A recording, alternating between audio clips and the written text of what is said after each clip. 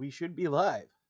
Welcome, everyone. Hello. Hello. Hello. This is Arvin Eleron's channel, but none of us are he. In fact, this is the Shadow Crew. I am Shadow Mage, he pronouns, and I am your host for this evening, and the Dungeon Master of the campaign in which we play. So thank you to Arvin Eleron for hosting our campaign on his channel, and I will get all of the other lovely people on your screens to introduce themselves and the characters that they play in our game, starting with Gubby. Hello, I am Yoi Gawain Lin, also known as Gubby, he, they, pronouns game and fiction writer and tonight. As I have for the entire first section of this campaign, I am playing Peach Candleheart, a Barnal Aarakocra Echo Knight fighter who loves his father very, very much. And all is good between him and his father, so that's great. Great, thank you very much, Gubby. So then I'll pass things along over to Hoodie. My name is Hoodie, he, him pronouns. I'm playing the adorable, blonde-haired, green-eyed, cherubic, basil glauberpot, 37-year-old Lightfoot Artificer. Fun fact, I used to play in a competitive Postal 2 league, which Postal 2 is the game where if you light yourself on fire, you could pee on yourself to put it out. I'm Our sorry, team name Hoodie. was... Could you introduce your character again, please? Because I accidentally clicked the wrong button and muted the entire stream while you were talking. Radical. Oh, no. Hi, my name is Hoodie, he, him pronouns. I'm playing the adorable, blonde-haired, green-eyed, cherubic, basil glauberpot, 37-year-old Lightfoot halfling alchemist artificer. Is that... Yes, that should be one good more? that time. All right, go ahead and do the Postal 2 now. Go for Fun it. fact. I played in a competitive Postal 2 league. The only Postal 2 league that ever existed. It existed for, I think, 2 years. Postal 2 competitive was very, very, very minuscule in the grand scheme of things because it's a bad game in the most endearing sense. It's the only Postal game that I like. It is heinous. Our team name was called the Smoker of Bitches because I was like 14 when I made it. It's one of the most embarrassing secrets I think I have in my life. So there you go. And now you've let the entire internet know. That's fine. I'm fine with that. But yeah, we did pretty okay. Okay. Well, thank you very much there, buddy. And now we will go along over to Tilted. Hello, hi everyone. I'm Tilted, he, him pronouns, farmer by trade, streamer by night. And tonight I will be playing the Raven Aarakocra Gloomstalker Ranger of noble lineage, known as Crew Swain. But during some nights, I take on the alter persona of the Aviary. And I don't have any fun facts today like Basil. He always comes up with fun facts. I don't have one this time, sorry. I really got to scoop the well dry sometimes. Yeah. Okay, thank you, Tilted. And then of course Drew. Hello, We have a fan of everybody. yours in the chat there. Oh, hey, fan, what's happening? Yeah, a fan named Yes, Fan. exactly. Funny enough. What? Crazy. So, hello, everybody. I am Drew the Damager, he, him pronouns, father by day, streamer by night, game and fiction enjoyer. And tonight I will be playing the sexy, black-haired, yellow-eyed, voluptuous punk rock priestess, Callista Amberblood, the 26-year-old tiefling, starry twilight healer. I get to say my new thing now. Nice. Hello, multi-class friend. I might eventually do multi-classing, but not for a bit longer. I really want to scream purity forever and shake my fist. I don't want that look to be upon me, though. So I'm just going to let that be there. Yeah, because out of context. Yeah, I don't need that to be a clip. But the other bit you're totally fine with. Yeah. I'll own stuff I've actually done in the past. I'm not a fan of it, but hey, it happened. Okay. Last time, the party had gotten word from Matron Tellez at the Holy Hands house that she had a lead on something that may help in order to help rescue Tam's soul from being stuck in kind of a limbo in the Shadowfell. And she introduced the party to a ranger from a region to the east, and her name was Vysel, and she said that she had come across the ruins of an old wizard's tower, which was a kind of like a familiar to her, but when she came across it this time, the area all around it had gone very kind of grayscale and foreboding, and there were strange animal sightings, like as if the animals were made out of shadows or something like that. And so she had come to Waterdeep, and then a matron Tellez had heard tell of her talking about this stuff and said, "Oh, well, this may be of interest because I know some people looking for a way into the Shadowfell, and this sounds like the way into the Shadowfell." So Vysel and the party got introduced, and Vysel gave them the information that she had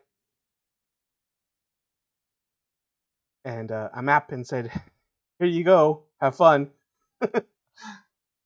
There was also a little bit of banter between her and Basil about maybe trying to get some commission work done.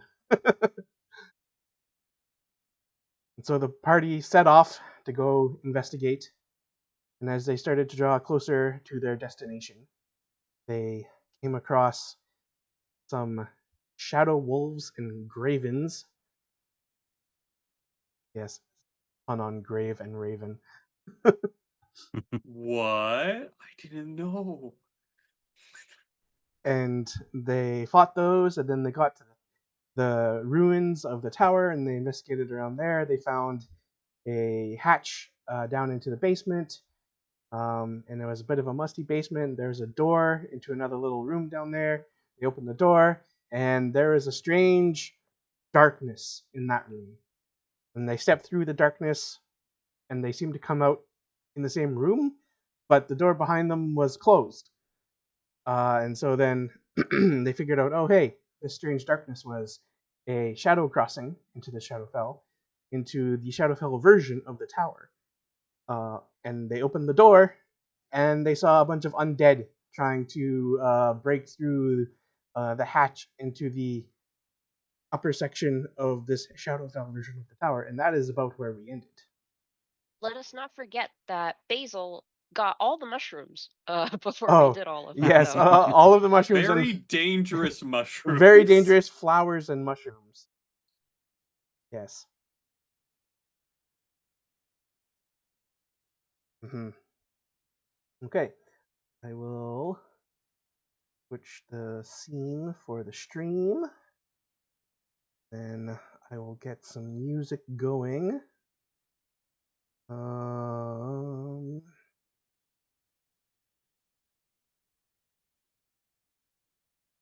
Perhaps this one? Ooh, do we have scary Shadowfell music?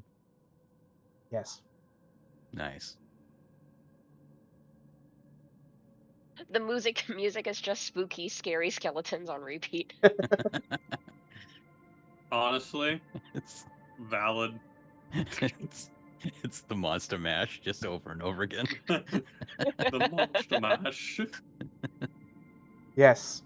And so you did open the door and take a look and went, oh, and then close the door again. And somehow they did not notice that. I was very stealthy. I gave us all a pass without trace, so it's Correct. gonna be fine. So I take it there's not too many friendlies beyond that door. Yes. Oh, I would say that there are no friendlies. Well, I think we're in the Shadowfell now, folks. Well, So Peach did see through the door. mm-hmm. Was anyone else trying to like peer around Peach to look in, I suppose?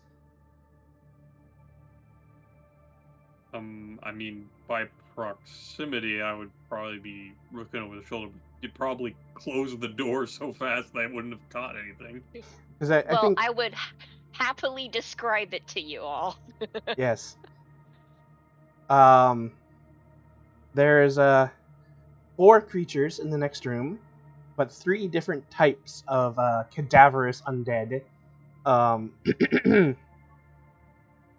2 of them are very kind of like zombie-like, except they have like long talons. one is similar to those, but has a very long tongue and is a bit more lanky.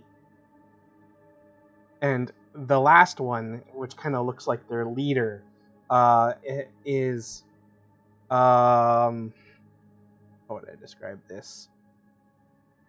Dressed a bit more like actually has like remains of like armor and stuff on him. Looks a bit more like a warrior.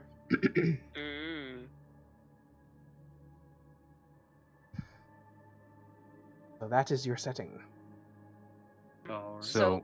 So a liquor to Mr. X is and a tyrant. Are we in Resident Evil? What's happening? This is Maybe. not the Shadowfell. Maybe. You turn around, Basil just has the Leon Kennedy jacket on and the cut. Fun Don't mind fact, me. Callista's wearing the Jill tube top. Fun fact, back when my friends and we were all sharing one console, playing the Resident Evil games for the first time, and we realized that the game deliberately used a whole lot of darkness to bamboozle us. So we thought geniusly that we would crank up the brightness on the TV screen so that we could see everything. And then the character walks outside and we're all instantly flashbanged by our choices.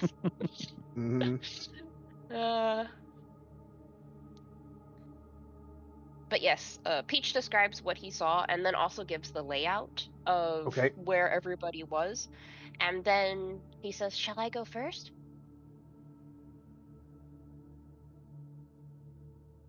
Oh, yes, you can go first if you want to.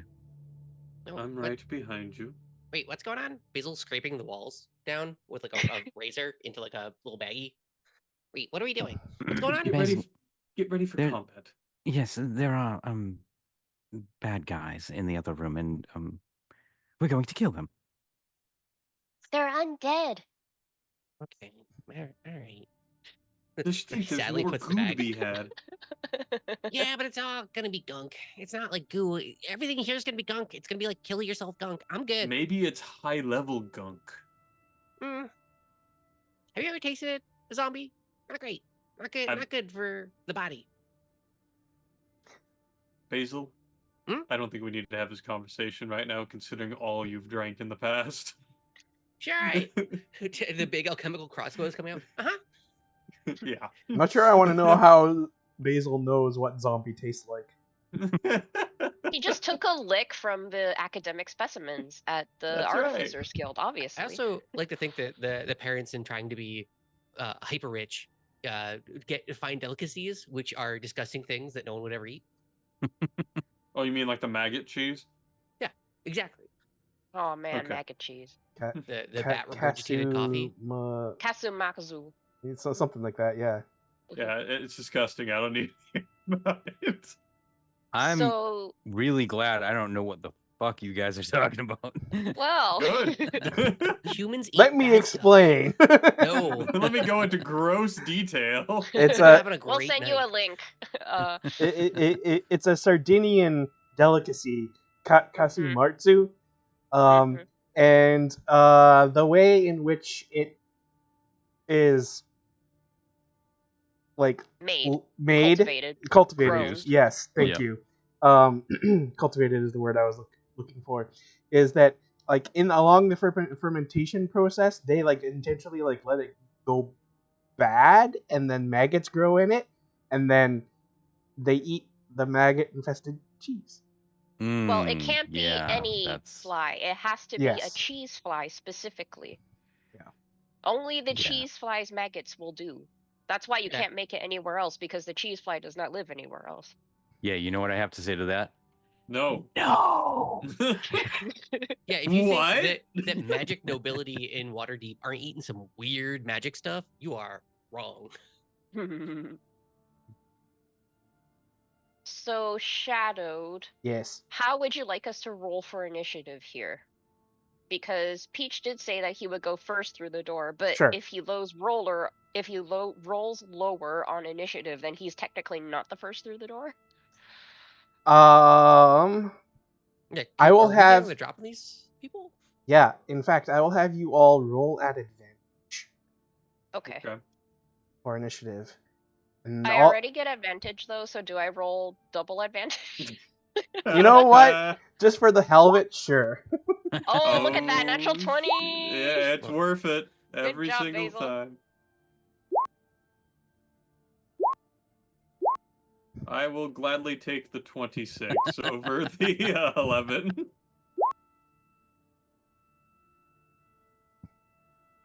Oh, I didn't. So that is 19 for Peach total. Oh At no, Callista, what is you doing? No, I got an 11. Got an 11. It's okay. Okay. Yeah. That was the advantage. Okay. I forgot the cardinal rule of clicking on your character, and Roll20 yelled at me about it. So at least it's letting you know now. Okay. So I got 26 because I can't roll it fancy advantage wise like they can. So I just rolled 2 separate times. Nice. I'm going to give Peach one kind of pre-initiative order turn. Oh. Okay. So they To get through establish. first. Yeah. Okay. Yeah. We can also seed our turns for Peach to go first. Since Sure. That could also work. Also, Yeah, Peach is going first just, anyway. Didn't Peach get the highest? And oh no, No. Cruz did. Oh no, it was Cruz. Yeah. I will go ahead. I will withhold my actions and stuff until after Peach goes, which, funnily enough, is next turn. I'm technically there too. Oh, sorry, my bad. And then I I didn't hold see the my 23. action. Okay. To allow Peach. However, I can totally see a world where Peach opens the door fully intending to go first, and everyone plans for Peach to go first, but then Cruz sees what's in the next room, and as the aviary, he dashes in first anyway, because, that's kind of your chosen role as the party, right? As the tank and the front line. Pretty much. So I'm okay with obeying initiative anyway. If you want to play it that way, I'm cool with that too. Either way works for me. I just want to make sure I get my turn off before them. So that's all that matters to me, and I think I've achieved that goal. Okay. Yes. So bird. Oh hey, hello, Wraith Fennec. Hello. By the rule solution, don't narrate things your dice can't back up. What we sometimes homebrew is to bump the instigating action up to go first. Yeah. Wait, bird tank, you have my attention. Yes, someone do the command. We have 2 bird tanks. We don't just have Yeah. 1. We got 2 of them bad boys. Well, yes, technically we do. 3 if you want to get really dicey with imaginary friends, but so the way I'm going to play this is somewhat with inspiration from the 2025 initiative rules. Okay. They all can smell you because all that's standing between you and them is a wooden door. It's a door. offensive. But okay, I wash yes. regularly in goop. So So can they really smell that? I rolled all of their initiatives at disadvantage, and you guys all had advantage. Excellent. So they will get to go on their turns if they live that long. We'll see. We'll see. So what are we going with? Are we going with Peach opens the door and then Cruz is just like, what's that? What's that? I could do that, sure. That's fine. Okay, I so was like, Peach wait, opens it's me. Yeah, so Peach opens the door, and then Cruz goes, aviary. I'm going. All right, so I will move up to here, and then I'm gonna whip out a new spell, guys. Oh. We're gonna cast Spike Growth. Ooh. Centered on this guy. Okay. 20-foot radius, so it reaches pretty much this entire area. Like, the only exception's this corner here. and it's going to be treated as difficult terrain, and if they walk through it or moved anywhere through it, every 5 feet traveled is 2d4 to them.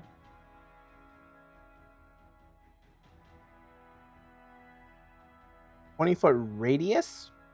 Yep. High growth, really? Have I been underestimating a spell again? Yeah, the ground is So in a that's- 20-foot radius centered on a point within range. Twisted sprouts, hard spikes, and thorns. Comes difficult terrain for the duration, and it's a concentration spell, obviously, because I can't have enough of those as is. Your gigantic mind can just concentrate on everything. And That's right. you centered it on the main guy. Yes, I centered it on him. Okay. Range 150 feet? Yep. What have I been doing? What have I been doing all my life? Okay. Your green circle there is your sprite growth area. Fantastic, thank you. That will take my full action, but I felt like it was a pretty good opener, so I'll leave it at that and just brace myself for the inevitable charge at me vibes. Okay, and it only does damage when something moves in that area. Correct. Okay, Every 5 feet of movement is 2d4s. so you moved and you used your full action. Mm-hmm. No bonus action? There's nothing really I can do with my bonus action that would be worthwhile. Okay. Okay, well then we're going to Basil. I kept expecting you to whip out a legendary action. I got real scared when you kept clarifying things, and I was like, what's going on? The DM sense in my brain tingled a little bit. Basil has the alchemical crossbow out, hits a side jar of alchemical fire, and does a combat roll that he learned in the last combat. A very slow, because he has a giant bag of holding to go into the Shadowfell. So he like lands on it. You hear a bunch of glass cracking. He's like, oh no. Lands in front of Callista, aims, and is just gonna firebolt this dude. Sorry, which dude? The dude right next to Right Chris. next to Cruz. Okay.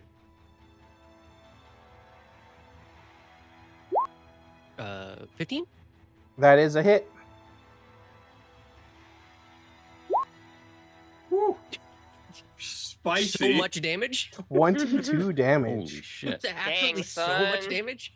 Ah! He's scaling. He believe.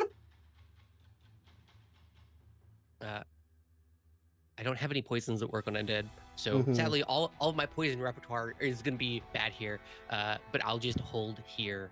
No bonus actions. Okay. Okay. That undead creature next to Cruz really did not like that. He's starting to be singed marks all over his undead skin. I'm just hiding behind Peach. Protect me! Protect me! Okay, Peach. Peach goes, okay. And he is going to noom 5, 10, 15, 20 feet Oh. here. No, wait, 15 feet here. So that's physical him. And then the echo will go 5, 10, 15, 20, 25, 30 here. And I am going to bonk this fellow Okay. And via the echo. thank you, Tilted, for answering Ray Fennec there. Yeah, we just came to a close in the main storyline of Waterdeep Dragon Heist a couple sessions ago, as Drew stated there. And so yes, Aftermath is basically cleaning up of some plot lines that are not part of regular Dragon Heist that we wanted to get through before we started Dungeon of the Mad Mage. I'm gonna assume you didn't mean to use initiative roll there, Yeah, right, Peach? I clicked Glaive of Warning, but it rolled initiative instead, so it should be +8, and it's a natural 20. Unless you Okay. want me to roll it again. No. I mean, we'll take the natural 20. Okay. So that's 15 damage flat, and then rolling for the bonk damage. Hello? Uh-oh. Uh-oh, is the roll's being stupid. Yeah, the rolls are being stupid. Okay, so I'm just going to roll Manually. 1d10 plus 5. I think that's what it is. Mhm. Yeah, 1d10 plus 5. 10. So 25. Mm-hmm. 25 damage on this one. Yeah, and then how is okay. it looking? All right. So you attack it with your glaive, and it slices in at the edge of its neck and cleaves down all across its torso, completely splitting it in half, and it falls apart onto the ground. Oh, that's great. Yeah, So that means I have an attack left for this fine fellow. that's right. Let's see if I can bonk, and if not, I will... Okay, I can't seem to bonk. Okay. Roll 1d20 plus... How much is it? 8.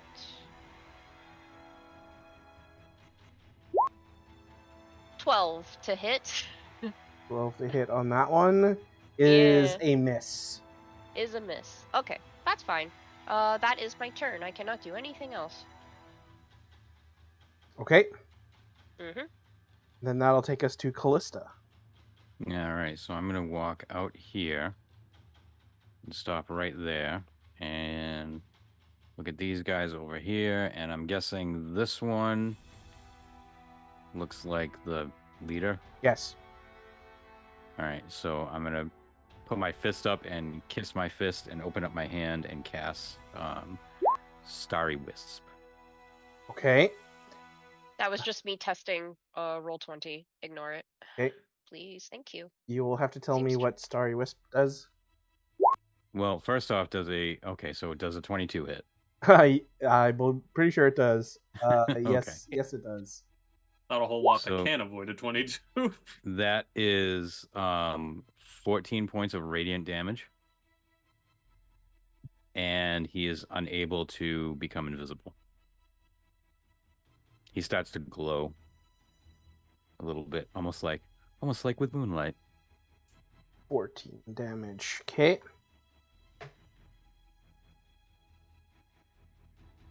All right. Anything else? Nope, I'm gonna stay right there. Okay. All right. Now we go to the enemies' turns.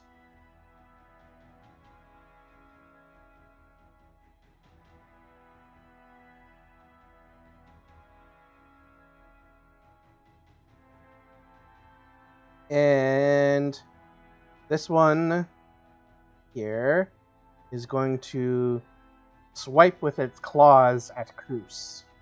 Sentinel proc after that attack. That is a 16. That'll be a miss.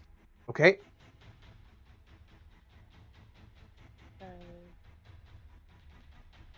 Sentinel. Yeah. I can't seem to roll on the thing. It's always gonna happen when you aren't. Yeah, it always when you happens don't when I wanna click do. from the menu. Yeah. But 24 to hit. 24 is a hit. Definitely a hit. Yeah, and then I'll just go back up to roll damage. Weasel's yelling out, 13. "Save the tongue! Don't smush the head in!" 13 damage. Uh-huh. Okay. And don't know if this matters, but I don't think it can move now. Correct. Can it? Nope. Mm-hmm. It wasn't going to move anyway. Okay. Now we go to the one over by the stairs.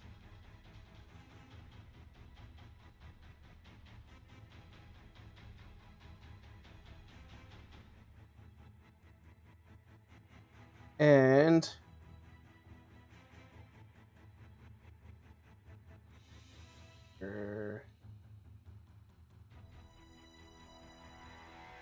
yep.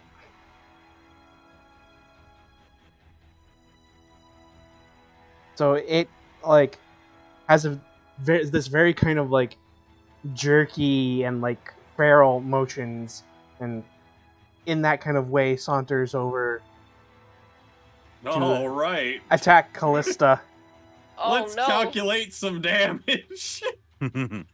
So that's 4 separate instances of it. So let's do that real quick. Oh yeah, every 5 feet is 2d4. Yeah. Mhm. That's Spike growth. Yep. So, It's dumb enough that it's not really cognizant of that. Yeah. I'm gonna go and do 6 and then 2, because that'll equal out the amount that's necessary. Okay.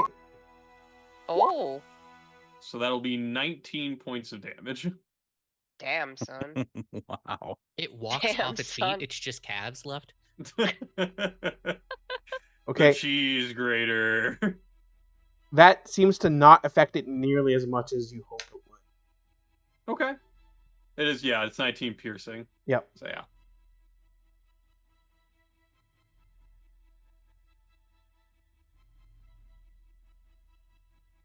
And then it will strike out with its rusty sword at Callista. Ew.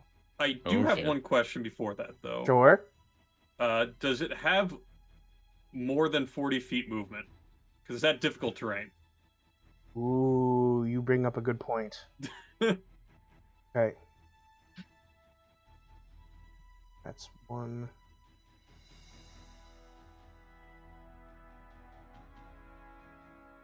Yeah, At 30, you Yes. 30, here, 30 it here. can only get to there, eh?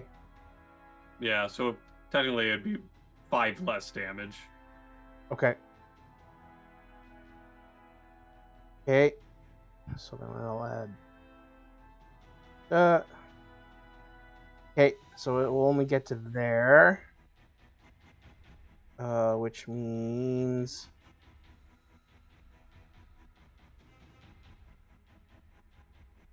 It slobbers menacingly.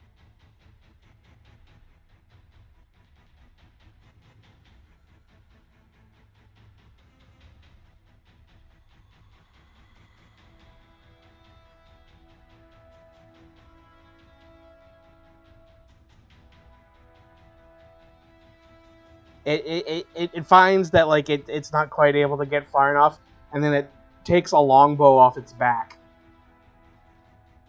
The most petty thing a person can do. Yeah. Shoot you 5 feet away. And it's going to attack Callista with a 17 to hit. Ooh, nope. No. Okay. It technically gets to try that again. Yeah, multi-attack. Only an 8. Nope. Nope. Okay. So now we It go was on close to with this the one. 17, Mm. but not quite. I'll just look at him and go, bring it on, bitch.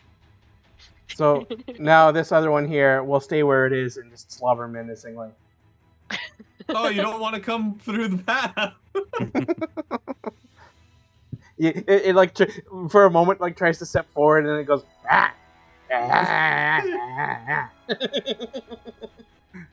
This is great. Let's adopt him. Okay, now that takes us to Cruz. Con save. Cruz, yes, please. I may know what this is. That's an 18. Okay, so that is a success. You are not poisoned by the stench wafting off of this. What? Do I smell poison? Kinda. I need to drink just a little bit of it. Oh I'll be fine. god. It's like, give me your armpits. Oh god, no. Just a lick. Okay, Cruz, what you doing? Well, I see they're locked up for the moment, so I am gonna go ahead and turn to the fine fellow that tried to scratch at me and swing at my longsword. Is it the moonlight one? Yes. Does that have effect against undead or something? I think it's only full moon, Oh, okay. or like a night-based effect. Mm. Yes, you are now in a different plane, so you still count as a +1 magical longsword, but you will not get any of the moon. So it's not a permanent full moon here? Nope. In the creepiest place in the world? Okay. Don't you gotta check. That kind of makes sense, though. I feel like a full moon would make things less creepy just because you can see. Oh yeah. For some reason, mine's not rolling now. Huh. Interesting. I'll just roll the 2 hit on it, which is a d20 plus 5. Having some problems with the Beyond 20 extension, perhaps? Mm. It did Oh. update. That's a 9, unfortunately, so that one's gonna miss. Yeah, that's a miss. But we're going to try again. Again! I think Fennec has the right idea. 21 to hit. 21 is indeed a hit. Alright, and let's see if the damage roll will work. It does not, so... In one of the zombie movies, I swear there was like a unmod zombie that was like kind of friendly. So that'll just be 5 slashing. Okay. And that'll be my turn.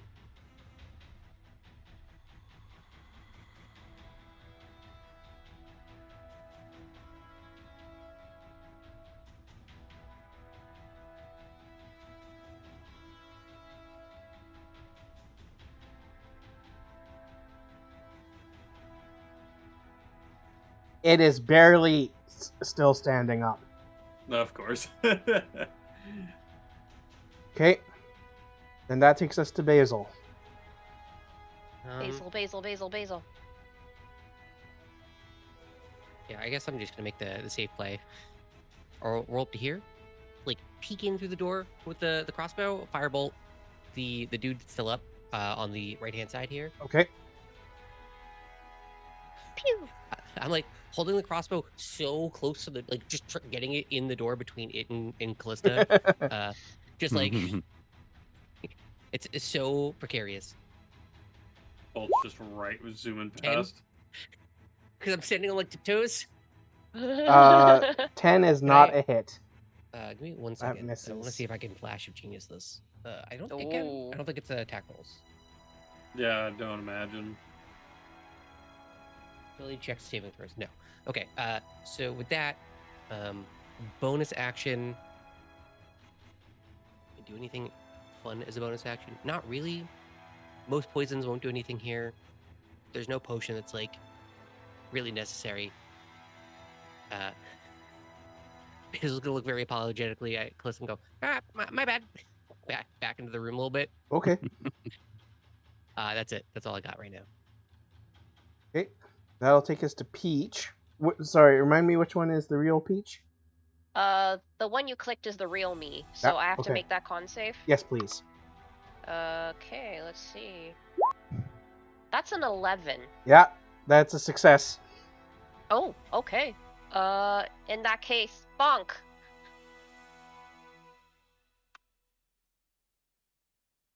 Roll for bonk. Getting the command. An 18. 18 is a hit. And oops. That is an 8. Okay. Would you like to describe how you kill this one? Basil did say preserve the tongue, right? Yeah. So Peach does what he did to those 2 sleeping people in the beds. Oh. Oh my god. He whips the butt end of the glaive around and stabs it right through the neck of the creature, and then neatly just brute force flips the head of the zombie off of its body. Ugh. And sends it flying into the room where it bounces beside Basil's feet. There you go! From the room, you just hear cheese and crackers. Well, it gets the job done, I suppose. And then while that is happening, his echo is going to move the 10 feet necessary to get here, and then do a bonk, the second attack bonk on that fine fellow. So, D20. Don't mean to be that guy, but I think it would take the spike growth. It would take the by spike difficult terrain. Right? The echo? The The echo? echo, yeah. Yeah, it is on the edge there. Okay, Oh, if that... Right, for damage. Right. Right. Yeah. If the echo would take it, then I would move over if that's okay, and then I would just take the damage for stepping into it Sure. if that's You have necessary. you have 10-foot reach though, right? Yeah. So you should be good where you were. It is a diagonal though. It's 15. Oh, Yeah. right. I always measure from the center of the The square. Yeah. Yeah. Yeah, if you were over in Callista's spot, you could make it, but not Yeah. quite. Diagonals are weird in D&D. I just don't like it. It's too much math already. Okay, so what? I guess you roll the damage because it's it'd your be two spell, right? D4s, so of course I get a high roll on it, 7 damage. Okay. Dun, dun, dun, dun. Just gonna double check something. Okay, yeah. 7 damage. However, will I survive? And I rolled. It's okay. Just goes, oh, spicy, and 20 to hit. Yeah, that'll be a hit. And then damage doesn't work, so I need to roll here. 11 points of bonk. Okay. Aha! You have a magical weapon. Okay. And that'll be my turn.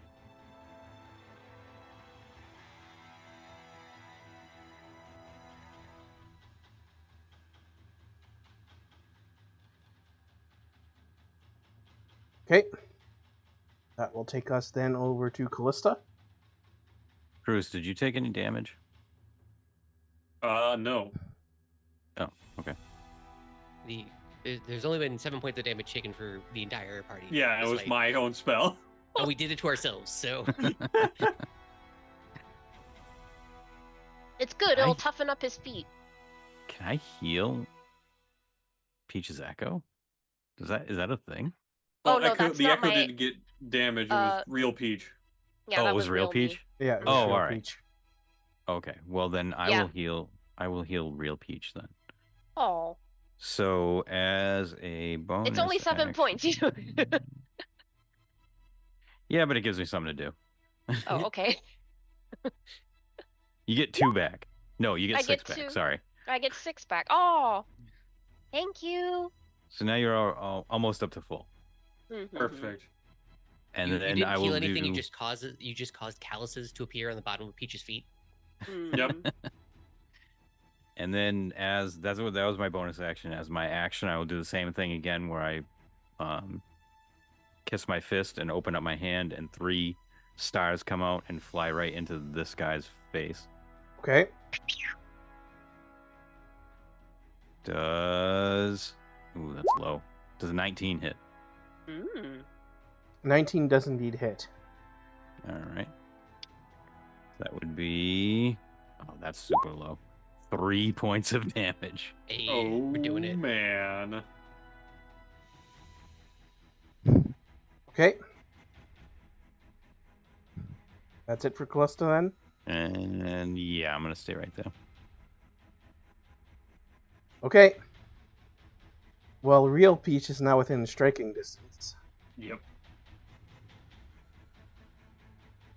So, first it's going to try and attack Peach with its rusty longsword. It Watch out will for be a tetanus. disadvantage because I have the cloak. At disadvantage. Yep. Okay, that's a critical miss. Okay. Love that for us. No tetanus for Peach. That's great. That would be a great memoir for him. No tetanus for me. And then it will use its other hand to reach out and grab Peach, at which point there is like a sickly green light that glows where it touches Peach. And that Does is... that require an attack roll? It does. That's also a disadvantage then. Okay, so not a 19, but instead is 15. That will miss. Okay, so it does nothing.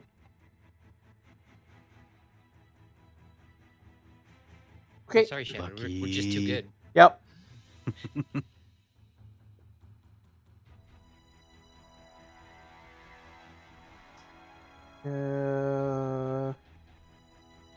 It will just stay where it is.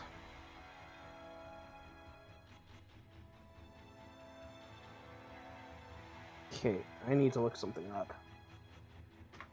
Talons is awful. That's not. I'm just like, oh no, we're all bunched up so nicely right here. Is he looking up to see if it has an AoE barf attack or something? That's why I'm in another room, guys. Yes, but you're small and squishy. I'm not, honestly, not really.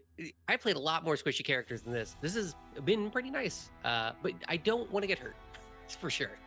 Mm-hmm.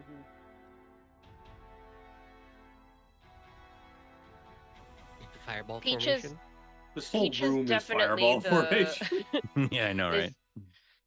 I'm playing the beefiest character I've ever played in terms of both strength and health. So I am realizing just how squishy all my other characters were in comparison. What's your current HP pool? Because I'm at 45, which feels I- pretty good for level 7. I'm at 74. Yeah, so it must be nice. Yeah, Okay. it's pretty outrageous, honestly. I'm not used to it. So you see this ghoul back over here, kind of like start to like crouch down and like Oh no. like tense up what remains of its leg muscles, No. and I then hate this. it jumps up. Of course. Disgusting. And it's able to leap over 1 square. Okay. So we'll take 1 square of Alright. This Oh, is you like get the it- max Oh, roll. shit. Do long jump calculations? Is that what you were doing?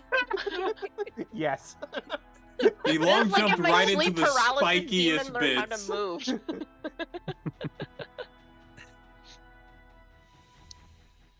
Did it just BG3 the spikes?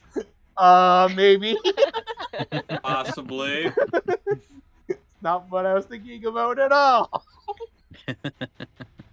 Next, you're gonna go ahead and tell me that you're gonna shove Peach into the spike. If this starts happening, I start throwing potions of healing at people, and I expect it to heal. Right? We're going BG3. We're not looking back.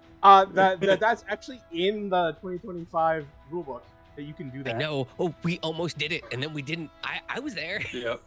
poised, waiting to spring it on you the first session. I said we could use some 2025 rules. Well, all right. Is that Hey, one of the yeah, ones you want? We can do that. Yeah, well, I would argue for that. I'd argue for that and so much else. We don't have to worry about that right now. Okay. Going back to this, going to The idea- claw at Peach. At disadvantage, because it hasn't Disadvantage. broken yet. So at disadvantage, that is a 17. No. Okay. All right, Cruz, you're up. So yeah, I want to be able to walk through my own stuff now, so I'm gonna drop concentration. Okay. So it's no longer. Yep. Goodbye. It did damage. I am happy that my spells did damage. That's all we can hope for. That's right. So I- I'm gonna... As a fellow quartercaster, I'm right there with you. I almost considered having the ghoul try to grapple Peach and drag him through the spikes, but I was like, no, the ghoul's not smart enough to do that. It may be smart enough to jump, but it's not smart enough to grapple drag. Yeah, sorry, I'm not strong enough to do that kind of tactic, but it's definitely up there as an option for Peach if they wanted to. You know, with that reasoning, I really wish that instead of making it a tag, you just had it jump all over the map doing nothing, just to confuse us. It's just a frog. Yeah. Perfect. So I'm gonna move into this empty slot here, Yes. so I'm in between Callista and it, so that way I don't have to worry about Callista being hurt. And then I'm gonna take a couple swings of the longsword. Which it's still not working, so I just need to do my roll, and I need to stop pretending that it's gonna work. Try refreshing the D&D Beyond page. I did. Oh, okay. Yeah.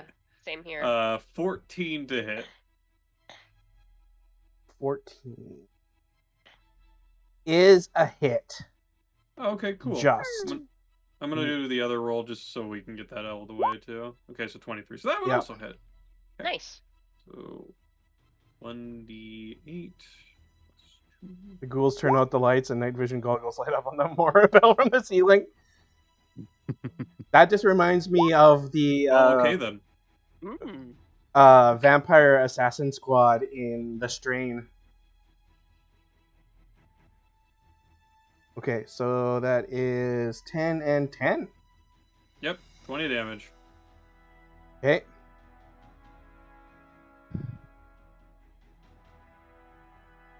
Alrighty. And that'll be my turn. Okay.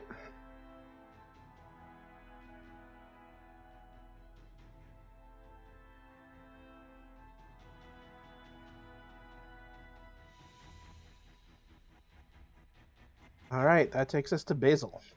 Object interaction. Pick up the head, put it in my back. Okay.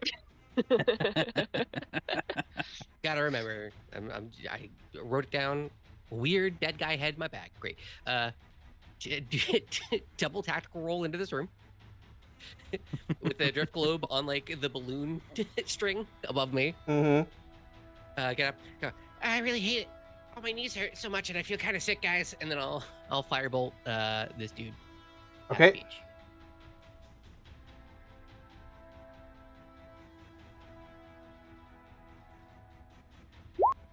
Is it 24? 24 is a hit. Are you sure? Are you really sure? 16 damage. Okay, It's so metal it burning burns up corpses. into a crisp and falls over. Puts his hands on the ground and then sees that he's like in the gunk of the dead guy. He's like, it's so gross here. Okay. Anything else then, Basil? No. Okay, and Peach.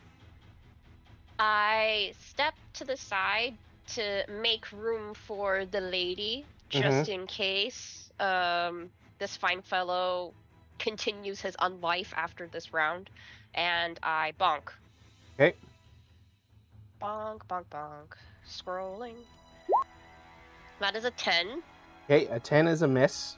Yes. Second attack is a 22. 22 is a hit. Hooray. And scrolling up for... That's a 6 points of damage. Wonderful job. But you hit. But I did hit. Okay. This thing is on its last legs, literally. But it's technically still standing. Mm-hmm. Well, luckily for the thing, there's this wonderful space for Callista to step into. Yes. She needs it. Think I'm gonna actually move right here, so I'm nice and far away, and I'm going to pull out a tiny little silver bell with a tiny little hammer and ding it. Ding! And Ding! he's gonna pass a 16 wisdom save.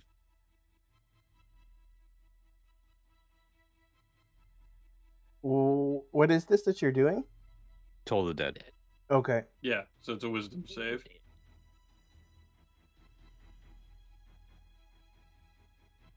18. Ooh, will do. yeah, that passes. Okay. But Really good at crossword zombie, apparently. Well, I he was think- smart enough to pull out a longbow, so... That's true. that's true. I didn't think of that.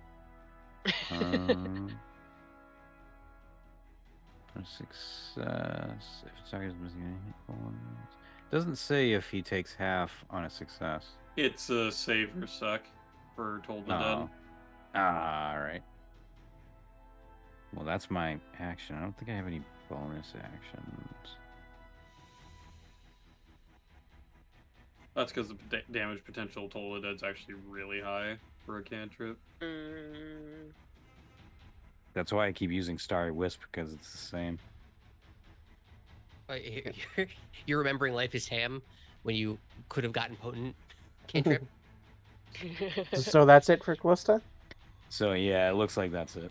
Okay. Okay. See, I tried to change it up. I should have just did the other one. But it suits Callista. She's fun and fancy free. That's true. Yeah, she tries all. You actually go ahead and take the time to say the cantrips and all the actual like spell components. Like we're just there, like we cast this. To be fair, I have no spell components when it comes to bonk. Yeah. I just shoot magic out of bottles, man. And out of your crossbow. That's about it.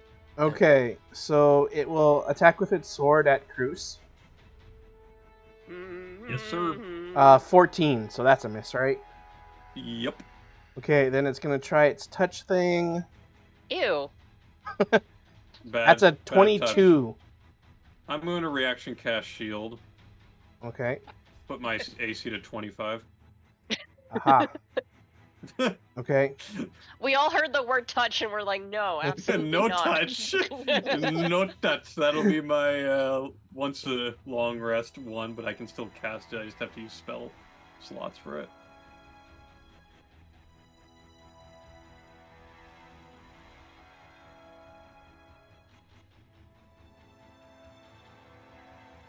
Okay. Yeah, you gotta name your spell attacks or your attacks there with spell names. That's it. Each. Cruz, you're up.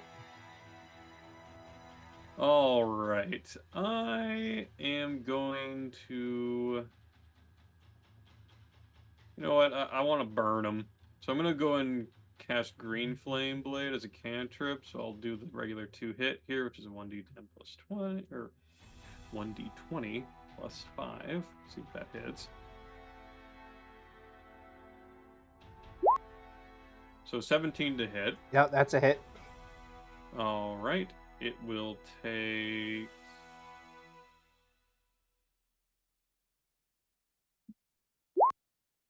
Oh, I messed it up. Don't ignore me. Ignore me. You added a slash in the wrong place, looks like. I sure did. So it'll be 9 on that, but then the actual cantrip goes off, and that's going to be up to that roll it. Okay, I guess it did. So 3 additional fire damage. Yeah, is it supposed to be 3d8? Or 2d8? 2d8. It's 2d8, and that's the 2 rolls Yeah. I got, was a 2 and a 1.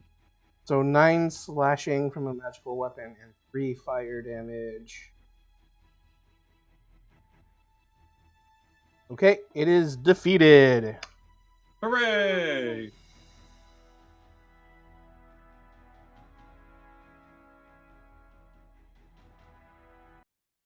Basil immediately starts looking for more of those mushrooms that were down here on the other side. Just search all the barrels, all the boxes. There's got to be the mushroom stash. The first thing you hear after this dude is dead is Basil kicking over a box, going like, "Where is it?" Basil, it's okay. It's okay. We'll find some more. I am going to go to the stairs and see what is up with this door that was giving this guy so much trouble. Okay. And Basil, you will find 1 usable mushroom in this corner. Just runs over there, starts petting it softly, like, my precious. 3 usable mushrooms in this corner. Oh my god, they're each corner. And 2 usable mushrooms in that corner. A bounty, an undescribable bounty. Oh, do you? You need the colors, right? Yeah. Yes. It was the blue, red, or purple, right? Yes. Okay. Blue, red. Oh no. Okay. So there's mushrooms. There's the black flowers, the dark red flowers, and the blue flowers. Mushrooms are the ingest and die. Oh yeah. Okay. It's only the flowers that have colors. Mushrooms are just mushrooms. Yes, mushrooms are just mushrooms. Okay. Yeah. No flowers here. Just the mushrooms. Great. I've scooped all them. the shrooms. The mushroom. There's a lot of rooms that can turn into mushrooms if you really think about it. Just take the time.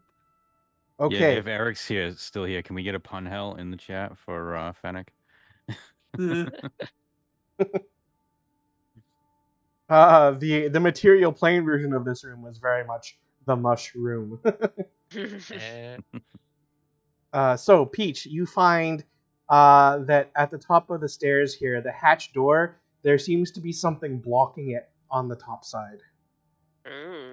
You think that with enough force, you might be able to like ram it open and make whatever's blocking it, because like you get enough of a jostle that you think you can get it out of the way with enough force.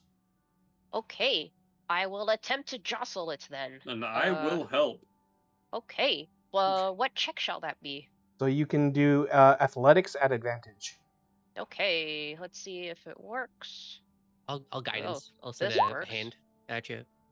So an 18 and a 21 plus the guidance, which is a d4. 21 plus 2, that is a 23. Okay, well it was a DC 15, so yeah, you blow You this just hatch fling wide that open. open. And then from beyond in that room up above, you hear a voice go, "Ah!" Appropriate. Stop! We'll shoot. Wait, human voices? Gross. Common? No. Common?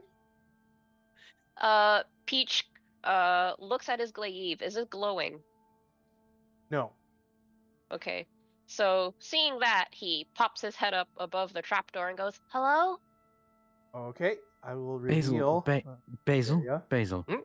Basil. Before you go up there, you might want to wipe yourself off. The hair is matted with like sludge. The face is all sludged up. The whole body is slick with the black like ichor goop that came out of the zombie. What's wrong? At least your face. You've got to have a towel or something in your bag of holding. You just look at my hands, wipe them off on the black blood, and then smear them all over my face. Is that better? I suppose. Think about a towel. I'll clean up a little bit.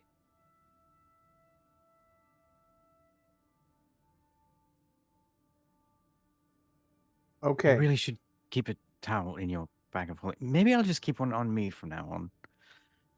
I have like one towel. It's kind of gross though, because it had fungus all over it. I'd give him my handkerchief, but I feel like I'd never be able to touch it again. Yes, no, you don't want to do that. You want to give him a handkerchief that you're not going to need back. Yes.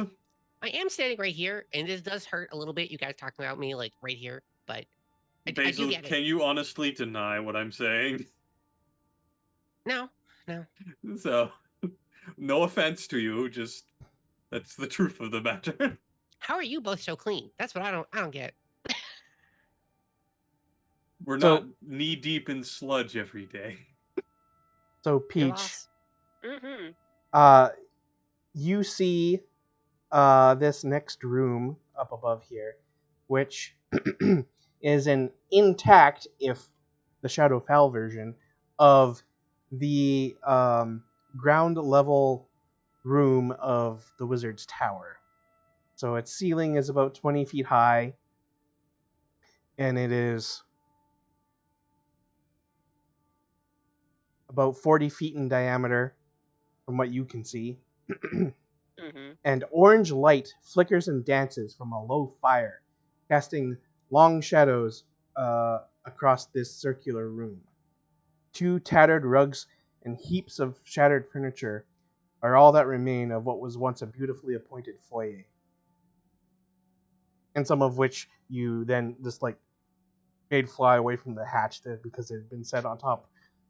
A cloaked and hooded figure sits against the wall near the flame, staring into it. Or rather, staring beyond it. And the figure is like looking all around, and he says, "The hallucinations are talking to me now." Oh, no, I am not a hallucination. I'm very, very real. Of course the hallucinations would try to convince me that they're real. Peach looks down through the hatch and calls to Callista. Callista, someone is saying that I'm not real. Maybe you could help him? I'm not entirely sure how, but all right. So Peach and his Echo will usher Callista up over to the person who thinks that Peach is not real.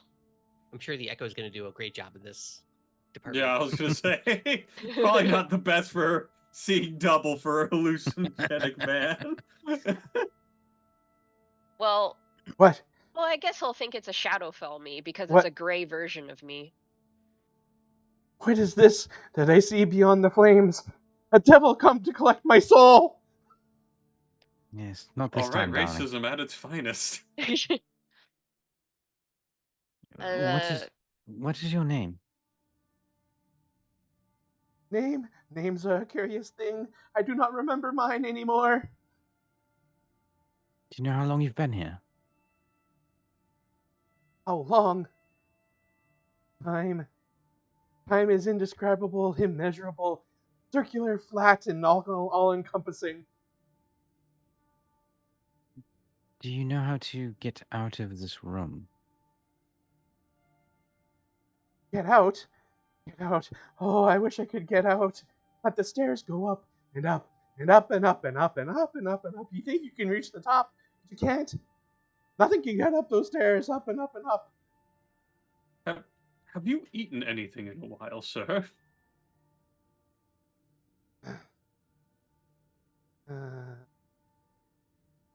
Oh, I would give for a real meal.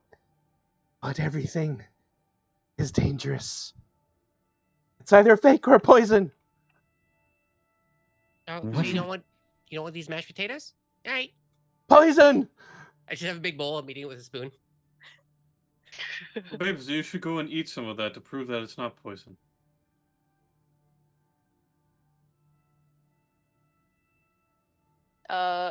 When he starts talking about stairs, Peach is going to look around and see if there are stairs going up from this place. Yes. So, there is a bit of a landing here on the north side of the room. And I believe there is this, the eastern side of this is supposed to be a blocked off wall, so that you can only go counterclockwise around here. Oh, okay. So, but yes, there is this stairway. I believe I have a description of that here.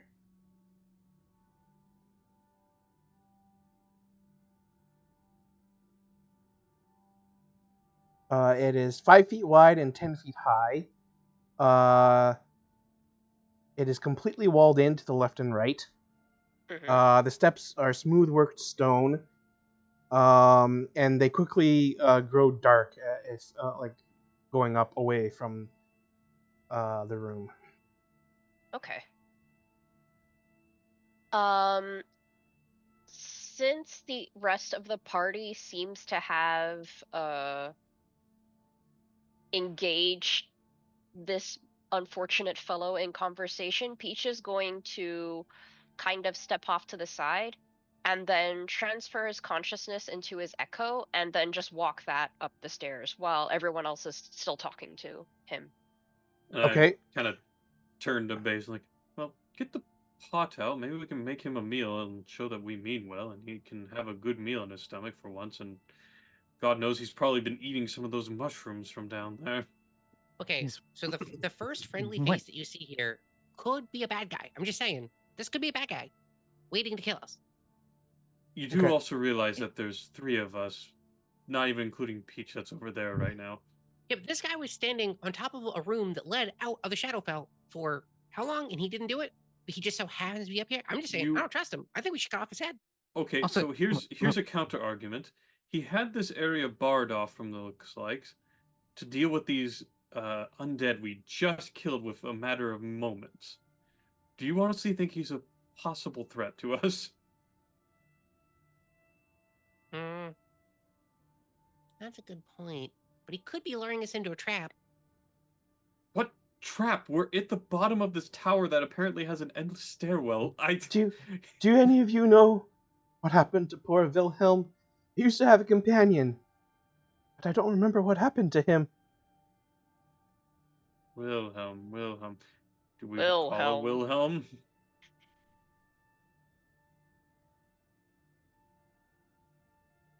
Also, you can see that there is a heavy cabinet where like the shelves are filled with big sacks of like probably like old rice or something like that, some kind of grain Oh no. on its shelves, so that it's blocking off a door leading outside. So we know that this was Vargol's tower or something of the like. Vargol, yes. Vargol, sure. Vargol! Vargol! Was there I don't remember if I wrote this down or I forgot to write this down. Was there an adventuring team that went here before and went missing? No.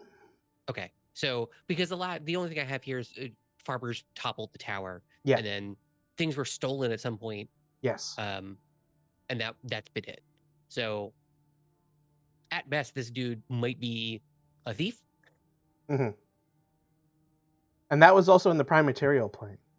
You don't know necessarily how this guy got here in the Shadowfell. I guess Basil will do the squint eyes and do an insight check, see if this dude is actually crazy. Sure. Put a big spoon of mashed potatoes in his mouth and gets a 15. Delicious. Thanks, Ardath Zord, for those mashed potatoes of insight. They haven't gone bad yet. Yeah, this guy is afflicted with some madness of some sort. Do I know if something along those lines would need a greater restoration or a lesser restoration to like cool his jets? Okay, give me a minute here. Sure. I'm gonna like start taking some supplies out of the bag of holding while you're thinking about that. I'm just like gonna start essentially cutting up stuff for like a stew and just throwing it into Yes. a pot. Hey, stop! What exactly is in the bag of holding that you can make a stew out of? I'm certain he's got some fresh vegetables and such I would there. imagine that any fresh vegetables in there that Basil has is probably not fit for consumption. They're all Bruce. At the fine. same time, he's had those mashed potatoes for well over 3 10-day. What are we doing?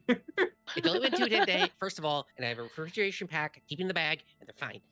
First of all, I did pack stuff for this, and all the stuff in the bag, I unglued it, and then I washed it out. I flipped it inside out, and I washed it. It's fine. It's just kind of gross a little bit sometimes in quarters. But that's not the point. First of all, we don't know how long we're going to be here. Stop making food for other people. It's our food. What are you doing? I'm swatting your hand away. Also, Basil, we have plenty of money for this. We're not in a place where money does stuff. You understand that, right? Yes, Basil, but we have supplies to. Never mind. You put supplies. You put a creature's head in there. It's in the corner. That's gross. I have one gross corner, okay? I'm always gonna have one gross corner. There's nothing to be done about it. I washed it out like 3 times. The corner's still gross. So the head goes in the corner with gross stuff. In a little cardboard. Basil, I don't care if it's in the corner. I don't want any of your fucking celery from your bag of holding. I mean, when you're hungry and you're like that guy and losing your mind, you don't want the celery. That's all I'm saying. Fine, I'll use some of mine, and I'll start going ahead and getting stuff out of my backpack. You understand that using some of yours is still using some of the groups? That's fine. Be nice to the first weird person that we see here. Yes, you gotta start Um, somewhere to get information. It's like you don't even understand that we're in a weird dimensional plane that's going to kill us at every point that it ever exists. So, Basil's so Hoodie, your question was about if lesser restoration or greater restoration could be of use here. The answer is yes. Do I know which? Because you I could have learn lesser more restoration. via an Arcana check. All right.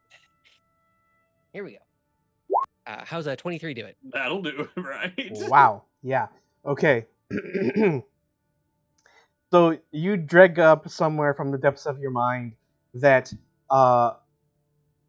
mortals in prolonged extended stays in the Shadowfell often start to succumb to what's known as Shadowfell despair. Oh, wonderful. Great. And there's multiple levels of this, and you could remove a level of Shadowfell despair with one casting of Lesser Restoration or Calm Emotions. You can remove multiple levels with Greater Restoration. I'll look at Callista. It looks like Shadow Madness. I was reading a book and it said something about like despair or something, or was it really Shadow Madness, right? So I think it's Shadow Madness. There's a lot of it. If you have Greater Restoration, I don't, unfortunately. do you have lesser? Because we can help a little bit. Not today. Right. Well, I guess cover me. I'm gonna sprint at this dude. You're Wait, gonna what- sprint what- at him? What? Yeah, because I Wait, need to touch wait a someone with minute. Lesser Restoration. I see you sprint like what? I My just hand- try to reach out for you, but you just scurry past. My hands are coated in like a glove that I've covered with like crystals and gems that are leaking a goo of some variety and it's glowing. And I'm Of just course it's goo. I'm Of diving course at him. it's goo. What gotta is this be foul a goo. little beast come scurrying towards me? Just take it. That's all I'm saying is I sprint at this dude. I'm gonna cast Lesser Restoration. Stay on him. away from me, gremlin! And he starts like hitting you with a broken table leg. Ow! Ow! Ow! Ow! Ow! I can't. There doesn't have to. Besides me actually touching him, there is no resistance to this, as far No. as I can tell. Yeah. So I just I pump a Lesser Restoration at him as he's hitting me. Ow, okay, ow! The wood here is not cool. Okay. So.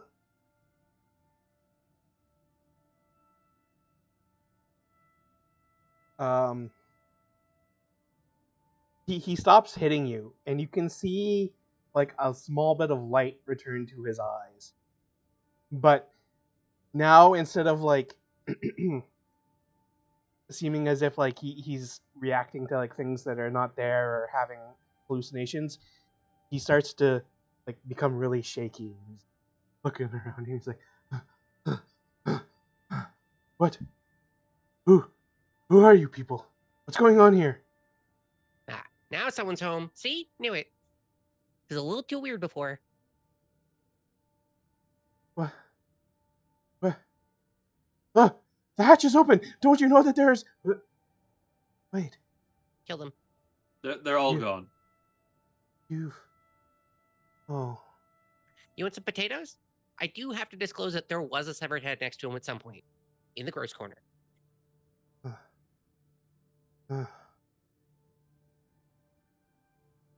You have food. Please give me food. I look at Calista. He didn't care about the head. That's all I'm saying. He's mad.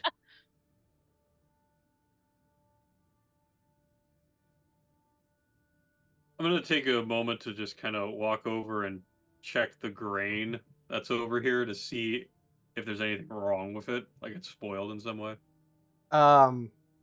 Yeah, you know that, like, is it like bergamot? No, what's the thing I'm thinking of?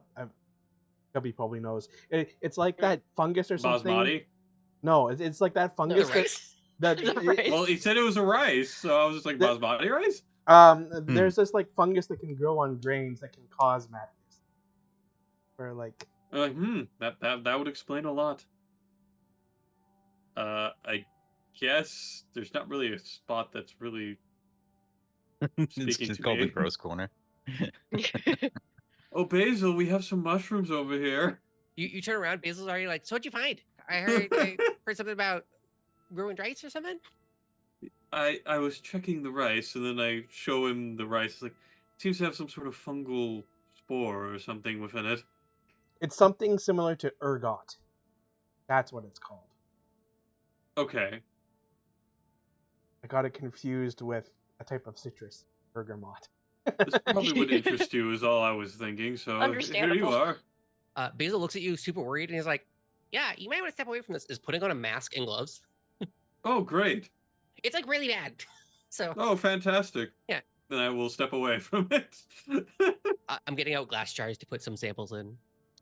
Meanwhile, while all of this is going on, has Peach's echo with my consciousness inside seen anything funny? While I'm going up the stairs.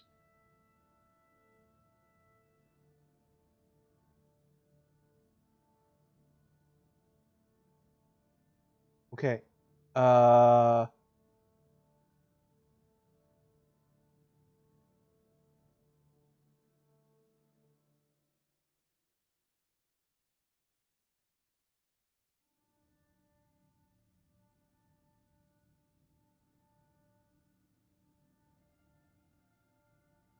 It's been like 5 minutes of Yeah, I know. doing nonsense. So Peach has been ascending up this circular set of stairs, and you keep climbing and climbing, and like not too long after you start climbing, like you eventually see that there is what looks to be a sconce where a torch could be placed, jutting out from the wall. Okay. And then you keep climbing and keep climbing and you keep climbing, and then you see a sconce again.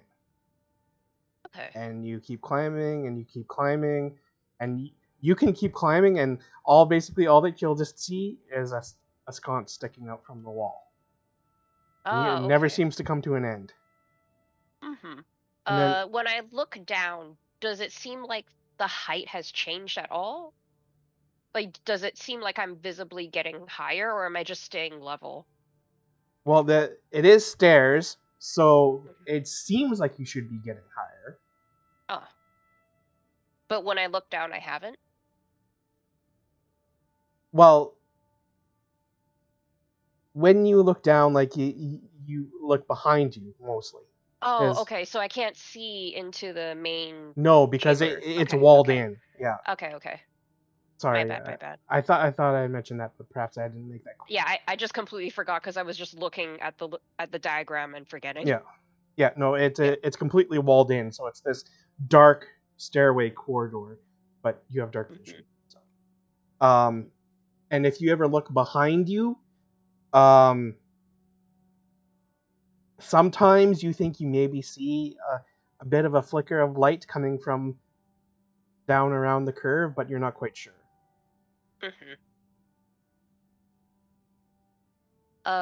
So I will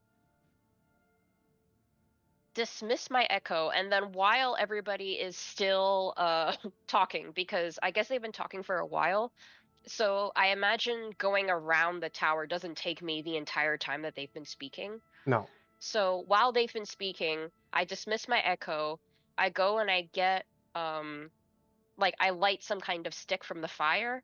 I summon my echo again, give that to the echo, and then send it back up the staircase to either put the lit furniture leg into the sconce or light the torch there. Okay. Yeah. So you effectively place a torch then in the sconce. Okay. Okay. And what are the stairs made of? Stone. Stone. I guess when you had your echo climbing up the stairs, give me a perception check. Perception. That is a natural 20 for 24 total. Okay.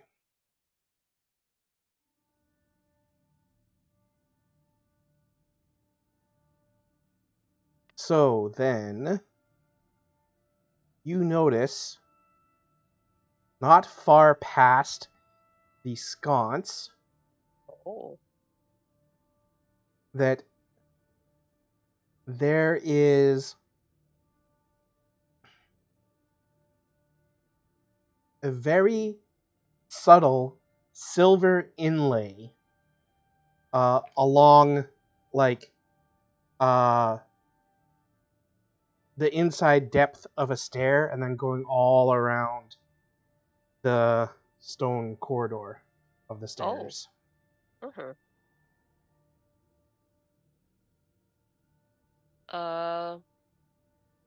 I attempt to scratch it.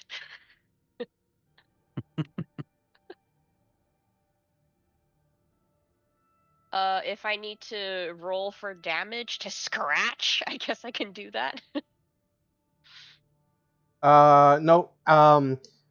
The silver inlay will resist your scratching. It doesn't really seem to. Okay. How long would this have taken? Does it bring me back to to where the conversation has gone so far? Sure. Yeah.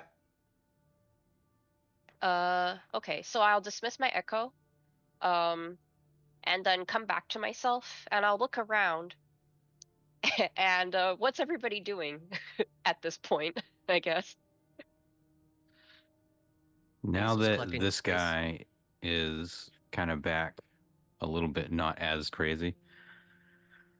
All right. So now that you're feeling a little bit better, could you tell me your name?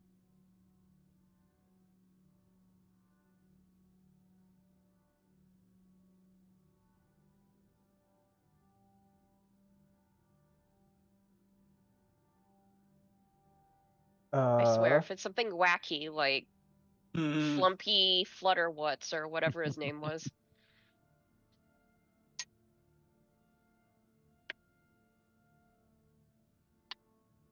It's the worst thing you can do to a DM is ask their characters their names. Tell me the name. His name I is need- Rummer. Guy name. What is it? Rummer? Rummer. That's the most normal name we've gotten. Is it? Yeah. I haven't heard a whole lot of rummers in my day.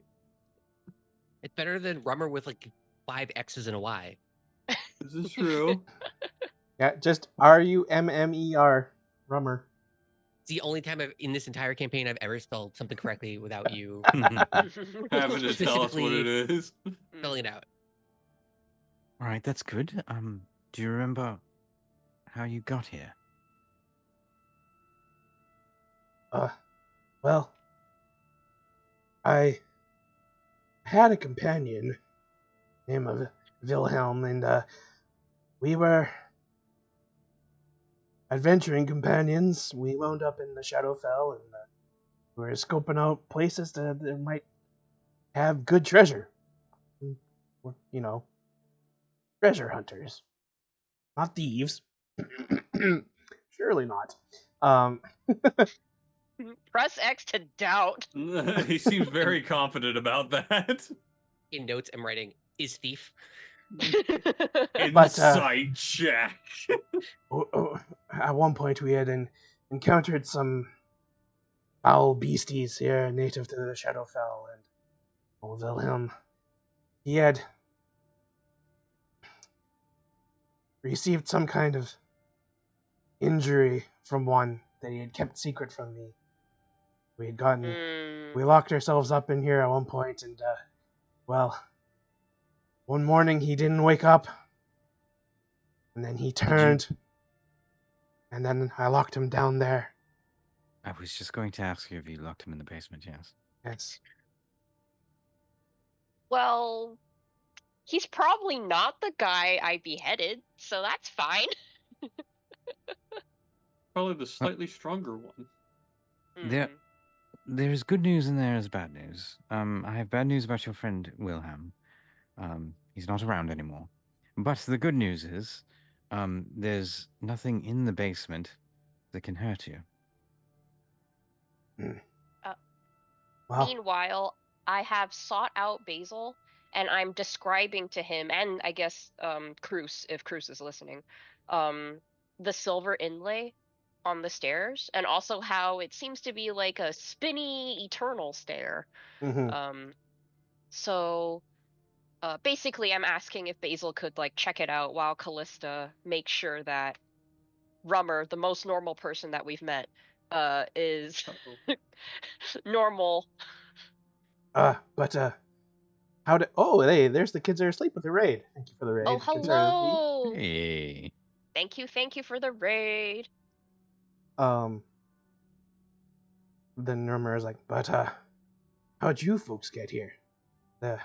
Doesn't look like you came in from outside, so you probably didn't see the transparent old guy. No. Transparent old guy. That is definitely a new one. No, we actually came from the basement. What? You came from the basement? How did you come from the Yes. basement?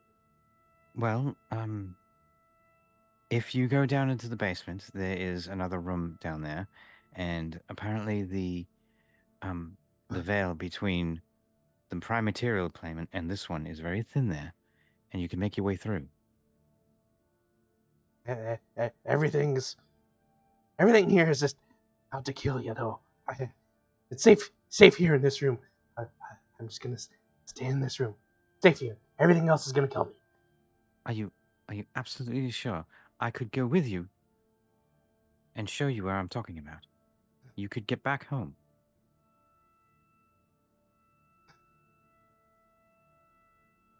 Well, at least you folks seem friendly, but still don't know if I should be trusting you. We did give you potatoes. Only kind of next to the head. Once again, they're fine. Basically, you don't need to add in that extra detail. I'm going up the stairs, so I won't inhibit this conversation any longer. Start trotting off. Before I send my consciousness up the stairs with my friend, please do tell us about the transparent old man.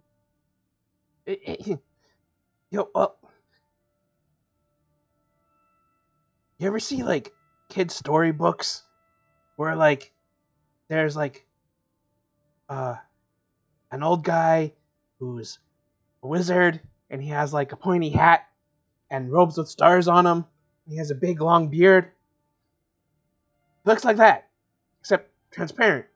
And he Did just you like imagine him as a sexy Santa? what is a Santa? Okay, fair enough. Was gonna ask. Going up the stairs. I think he's referring to the master of this tower. No, he Huh? said that the transparent old guy was outside the tower. Yeah, transparent old guy is outside the tower. Yes, But you said it looked like something in here. Huh? No, he just looks like, like stereotypical wizard. The wizard who supposedly had something to do with this tower was like younger, middle-aged when he died. I see. yes, I think the wizard that he's talking about is exactly who we're looking for. Well, that's convenient. Mm-hmm. Peach hums very happily and then abruptly goes right back to staring at the wall because he's in his echo with Basil now. Okay. So you're doing stuff with the stairs?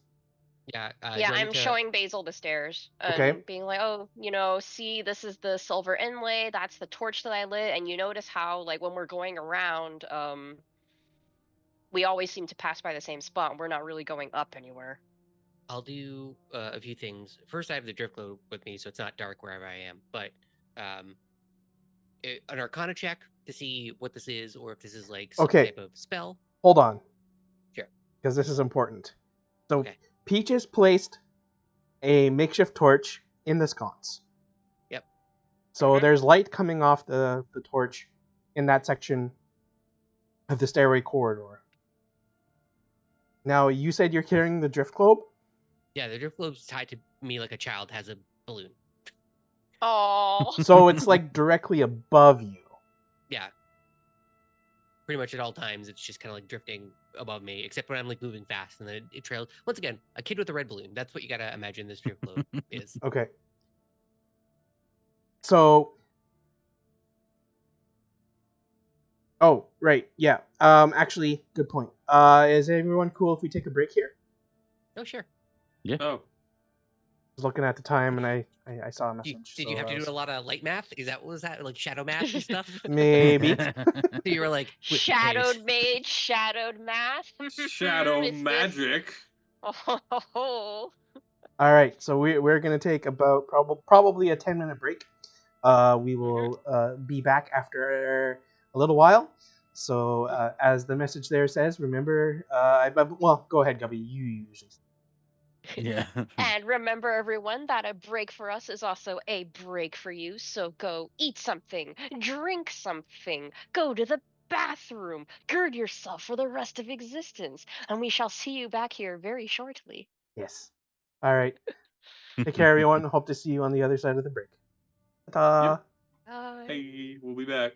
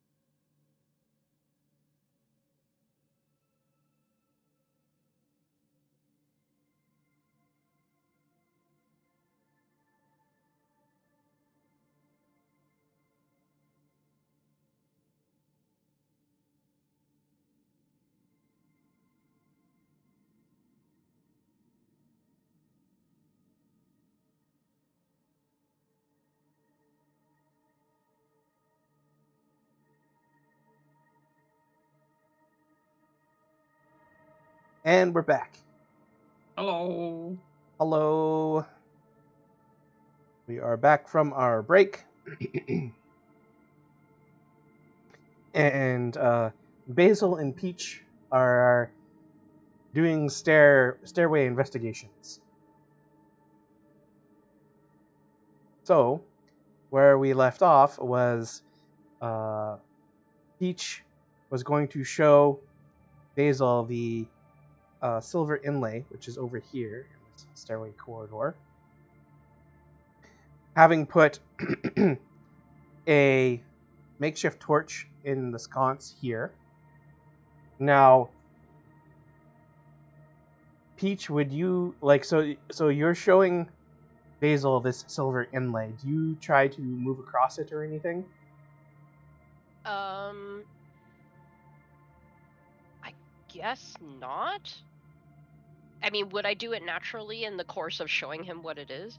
Possibly. That's up to you though. Do you want me to just say, "Oh, you know what? I'll roll. I'll be a loosey goosey. okay. A D20. If I go below, I'll cross it. If I go above, then I won't. A 6. Okay, I cross it. Okay." So, oh, also this is my echo, so okay. Okay. So, you point out like you're both kind of like looking at the wall and the stairs and whatever, like up close, Yeah. and you're like pointing out like, see, there's like this silver inlay, and then like you kind of like hop up past it, and then Basil actually like sees you past the silver inlay. Oh. But Basil also has the drift globe above his head, correct? Mm-hmm. Okay. So what do you do next then? I'm just gonna inspect this. Can I do like an Arcana check about it? Sure. Just an Arcana check, not like detect magic? I'll detect magic if nothing comes up on the Arcana check. This is Okay. the like I'm searching for runes. I'm looking to see if this is like some weird stuff. I'll give myself guidance for this as well. It's not good. So the guidance isn't really gonna matter here, but just in case. Flash of genius. Even with Flash of Genius, we get to 13, so I'm not gonna use it. So 9 altogether. Does my echo standing there help, or has something funky happened with me crossing the line where I cannot provide help anymore?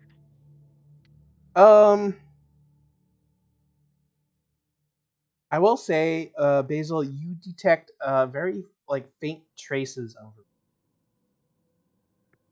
If that's the case, yeah, I'll do a detect magic here. Okay. I'll put on the goggles and I'll give a gander.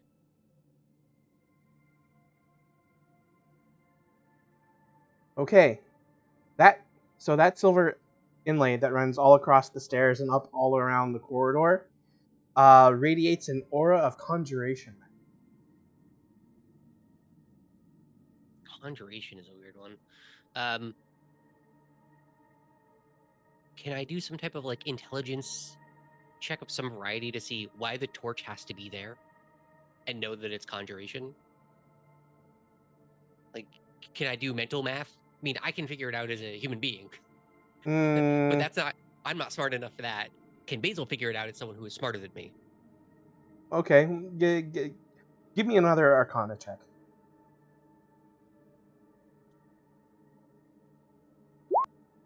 No. 9.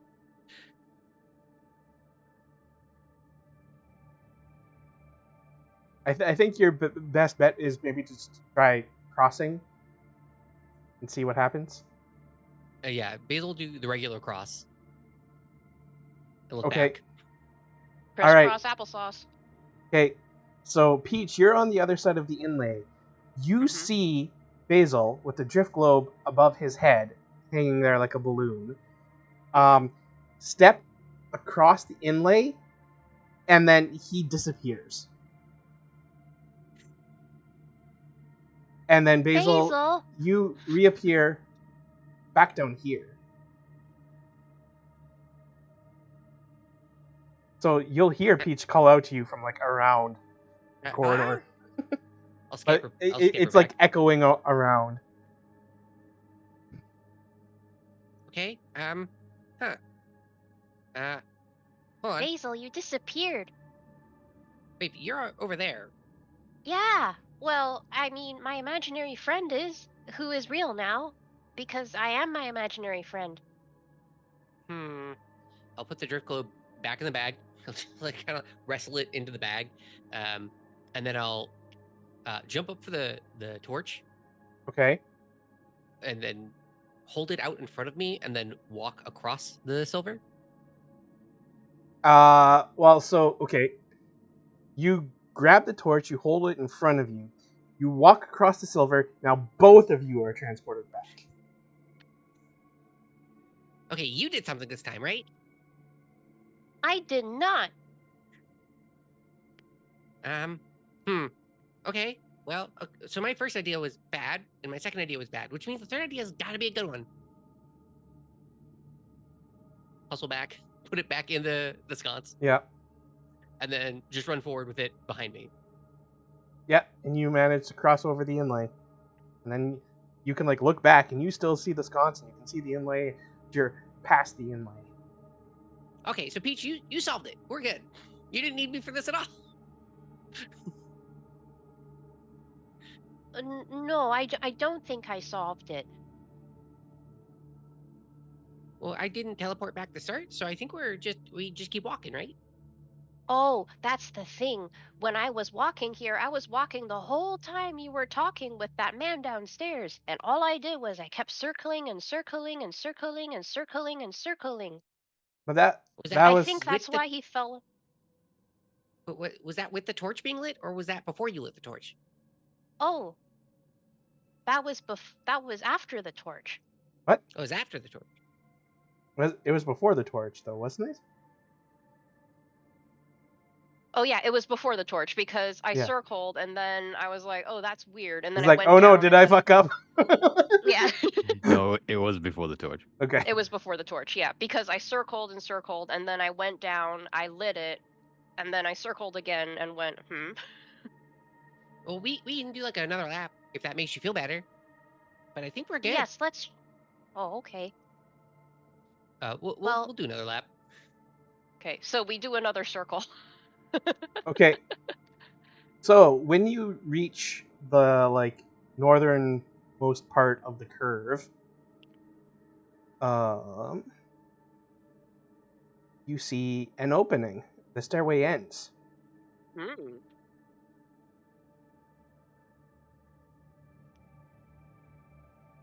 Okay, so come up here.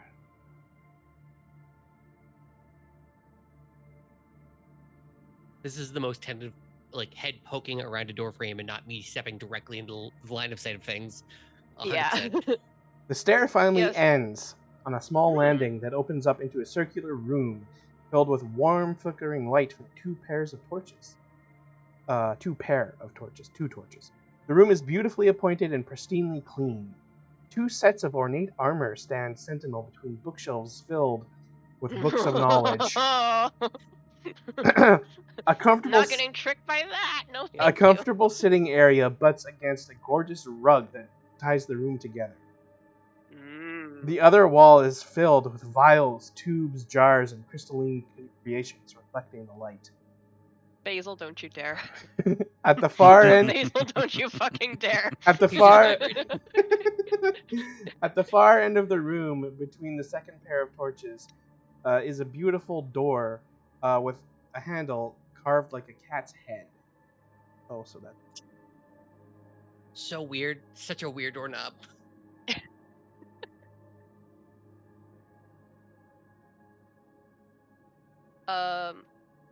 Echo Peach looks around the room, sees those beautiful glittering vials, and says, Basil, we cannot step into this room until we get the others. I know, and I know the moment I even think about moving towards the vials, the suit's armor are going to come to life and skewer my life. I understand that. I get that in my heart of hearts. They're like right there. Maybe I give you a- should learn that trick where you have a ghost hand and then you take things with your ghost hand. I do have that trick. What? Can I mage hand something? Oh no, if this triggers the we're gonna just run downstairs and go, guys! Peach would Basil would have never thought of this without Peach. So I mean, You're the artificer! I don't know anything about how magic works. I only know about Mage Hand because it's probably in every children's storybook about thieves. Okay, you're trying to mage hand what now? just anything off of the nearest table to us that looks like a potion or a vial. If there's nothing there, I won't take anything. It'll be too far for me to. I don't want to get punished. But if it's like in this table right next to us, like right here that we can see, Basil will try and mage hand something off of it.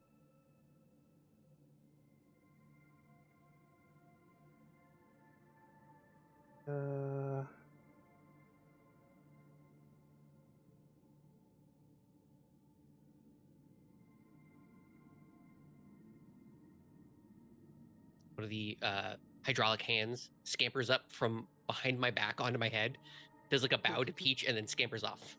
Also, hello, Crit Twitch. Hello, hello. Okay, you can mage hand. Mage hand can only lift things that are up to 5 pounds. 10. 5 5? pounds. Yes, I don't have the thing, the extra special one that arcane tricksters get. So just 5. I think it's called Leisure Daman or something like that. Yeah. They can manipulate up to 10 pounds. Okay, you Is that managed 20? to grab, since this is lighter, a scroll off of the nearby table. I see it wobbling back towards me. I very tentatively reach out, pluck it, and then immediately turn around and start running down the stairs. Cheese it! Okay, Oh, wait for me! you do not hear any sounds of animation coming from the room.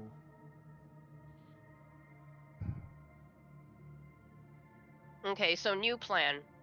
Actual Peach is It's going to have Basil sit on the glaive like it's a pizza paddle and then just like move him into the room like that so he can mage hand everything. Oh my So Basil, God. you go running back down the stairs. Yeah. And when you cross over the silver inlay, running the other way, you get teleported back over to the other side. So Yeah, right. your journey is shorter.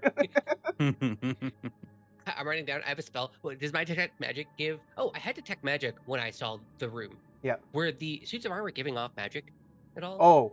Oh, yes. The suits of armor and the rug were all magic. I knew it! I knew it was That another rug is rug of bad. smothering! I knew it! Also, that was magic.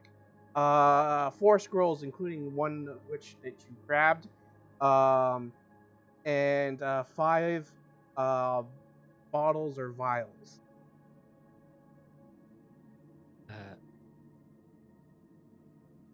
Time to burn the rug. What is the scroll that I'm holding? What type of magic is it giving off?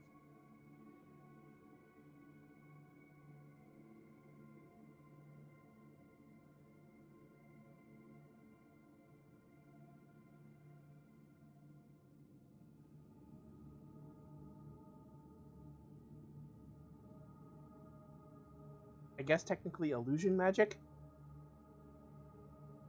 I give it a side eye before putting it in my bag of holding. Okay. Before it's skidding down the stairs into this. Yeah, not in the gross corner. There are 3 other corners that aren't gross. Skidding down the stairs and going like, is bringing you to the room. Huge news, guys! Such a cool room. We gotta go up there.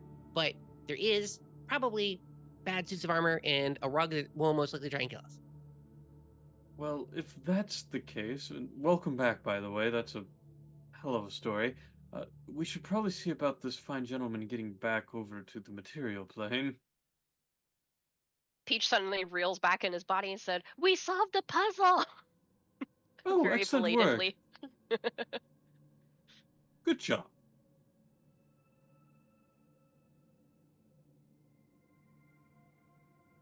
And then I kind of turned to the fellow by the fire, like, I think you may think it's safe here, but honestly, we should take you back to the material plane. Safe. You'll feel much better there. Here, safe. By the fire. The fire Okay, well, is safety. okay, will you promise to stay here then for the moment, and we'll come back for you? Not going Something tells me- anywhere. Yeah, something tells me he's not going anywhere. Just making sure. We don't want to have him be lost. Where do you go to the bathroom? Don't ask The questions you grain, don't really want obviously. the That's why there's answers to. ergo in it. Okay, I'm just saying, if the fire's safe, you gotta leave the fire to do your business. And if you can leave the fire to do your business, you can leave the fire to go home. Chamber pot. Oh, that's what that is. I've been wondering what that smell was. Okay, cool. Cool. I'm gonna go back up these stairs, guys. Oh, but don't go into the room. And then Peach kind of looks to the others and goes, we have to keep him from going into the room. What's Why, in is the there room? things he wants to grab? Well, like he said, there's some evil suits of armor and an evil rug. But there's also some shiny bottles and some shiny scrolls. He took a scroll with his magic Of course hand. he did. It was my idea. Yeah, you Well- blame this one on Peach, not me. I didn't think of it. Mm-hmm. I know, that was the most surprising thing. So it's safe to assume that these are going to be hostile, these objects you're speaking of. Wait, Well, probably. How do you know that the rug and the suits of armor are evil? Well, Basil said so, and Basil has those goggles on. I mean, just because they're magical doesn't mean they're... I mean, that rug could be a flying rug. you see Basil with the big magnified eyes just giving you like that, yeah. When if we ever lucked out on that type of eyes. Well, here's, we here's are. a fun thought process. Maybe if you want to check that, Callista, by all means, see if you can ride on that rug. Well, to be fair, this isn't a wizard's tower, and we all know wizards only keep bad things in their towers. Remember the last time we went into a wizard's tower, we got blown up by a flaming skull. Yes. We've been in a lot of towers lately. I find it funny that coming from you folks, and the reason why we're here, you saying that all wizards have evil things. Well, yes, of course. Tam just didn't have an evil tower because he hadn't gotten old enough yet. If Tam didn't get old enough, then I don't know. All right, let's go check out this room. Come now, Callista, you have to admit that at some point Tam probably did something a little evil. Well, remember he reverse mugged that guy with Basil. That's very true. I hear he once melted the bones of a bard in acid. That's pretty bad, right? No, Basil that was us. We put somebody into a vat of acid. That was us. Tam wasn't there for that one, right? Dang. Yeah, No. and Rummer, who's just been sitting by the fire, is like looking over at you guys, and just like start scooting a little away. Hey, we didn't flay the skin off that one guy. Okay. That we just found it like that. Okay, that wasn't us. There's no recovering from that, so I'm just gonna go and step up the stairs. We'll be back. Oh. Just don't bring any lights with you. It messes things up. Fantastic. Also, reverse mugging is not evil, it's just funny. I'm pretty sure that's what all wizards say when they start out.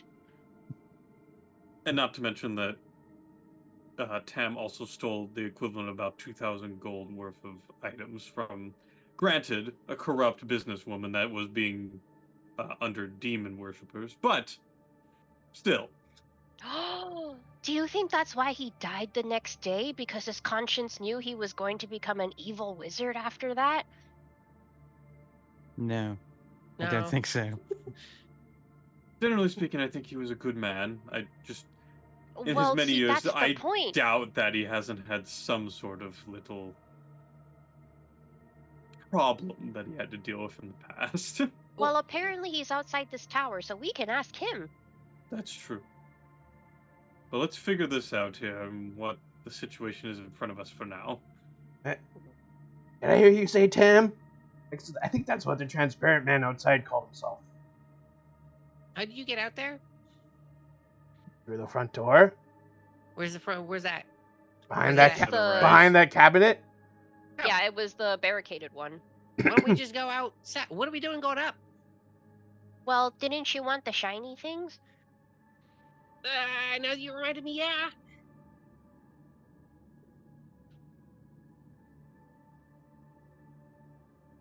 Well, maybe we should ask Callista, because she's the one that's more direct family to Tam. You think we should prioritize this first or go outside and try to find Tam? No, I'd like to see what's at the top of this tower. Okay, perfect. Then I think we're good to go, folks. I don't think. I think the Tam walking around outside is probably more of a an echo of his actual soul that we're looking for.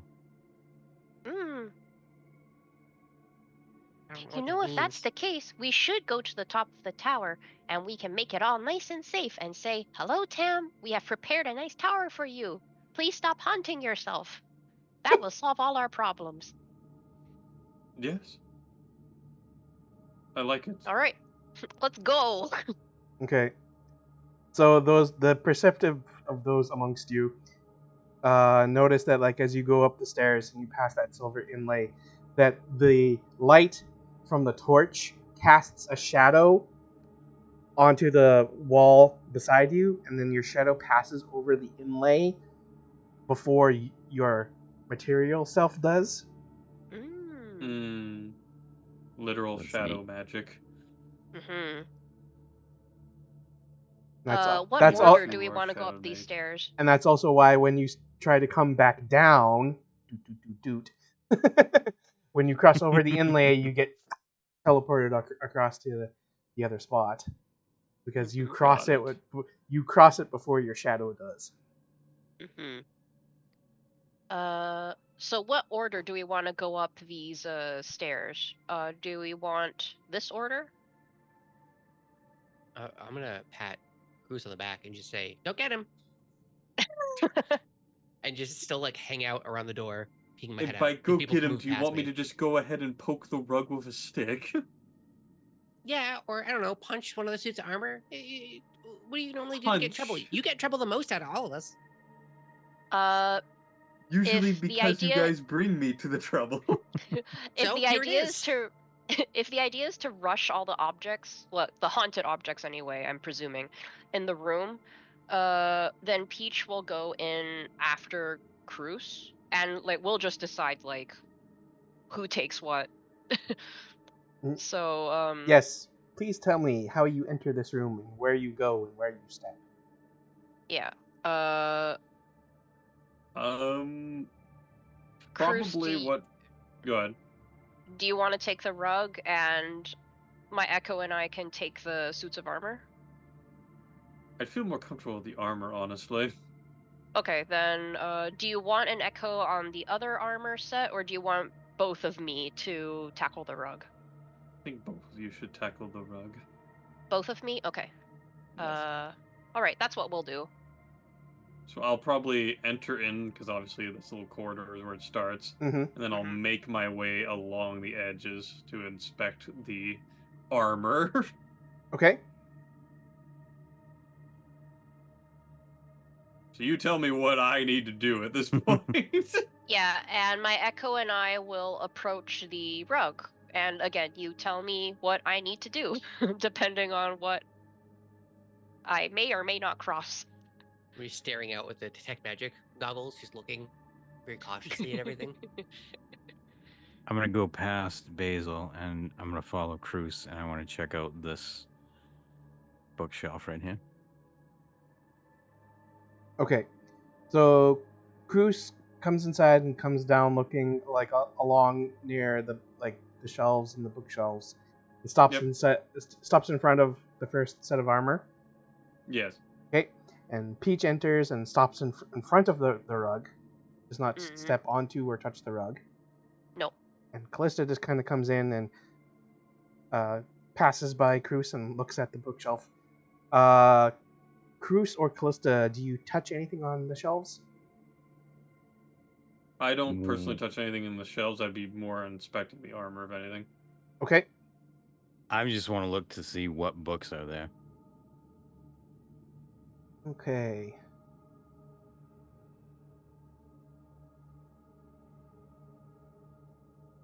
Are there any that look like the book that Tam had? The 3 shelves along the eastern wall. I'll just read this then. Okay. Contain many books about dreadfully boring or academic topics.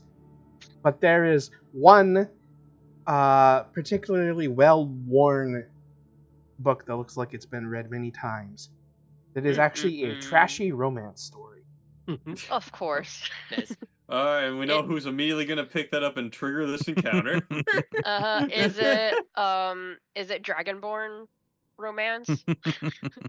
I don't actually have the details. I could try and come up with some off the top of my head.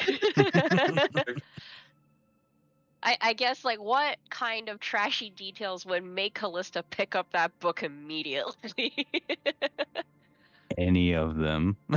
Just straight up human Fabio. Just standing there. It's about a torrid romance between a wood elf and a tabaxi.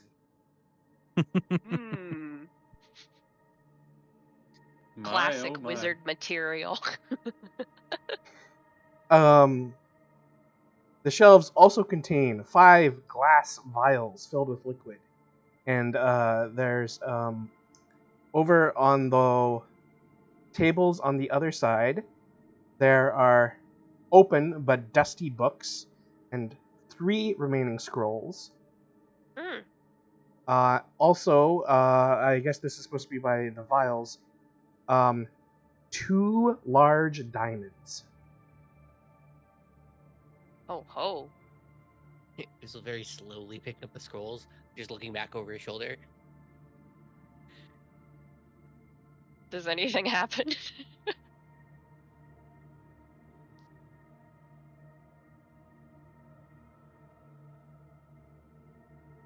I'm so ready to stab the crap out of this rug.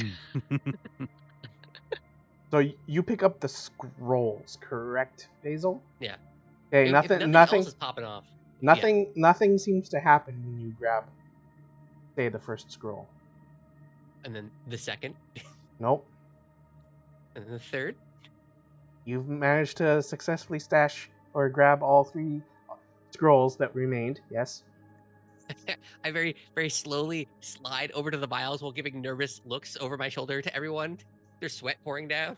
You don't want to. Are the vials here though? Yeah. Not... Yes, the vials are on the center of the eastern shelves. So what? So it was scrolls, and then what were the other things on some of these? I know diamonds were here. Yeah. So all of the boring books were along these shelves over here. One of which is that trashy romance book. On the center shelf, on the eastern side, there is also the 5 vials and the 2 large diamonds. And the scrolls were just kind of along the tables on the western side. Okay. Oh, the diamonds are over here? Yeah. Oh, well, yeah, okay. Well, start initiative, guys. Are we rolling? Callista, are you grabbing the diamonds? Yeah, I'm gonna take the diamonds. Okay. As soon as you touch the diamonds, red eyes flare to life inside the suits of armor, and the rug starts like wiggling. Ew. Roll for initiative. How lovely. But did I get the 2 diamonds? Yes. All right, good. They are each worth at least 1,000 gold. Holy shit. Good money. 21 for Peach. And yay, that actually went through. 7 Good. for Cruz. 20 for Basil. Are those 8 suits for of me. armor leaning sexily? Yes, they have that come hither look. Yeah, they have that.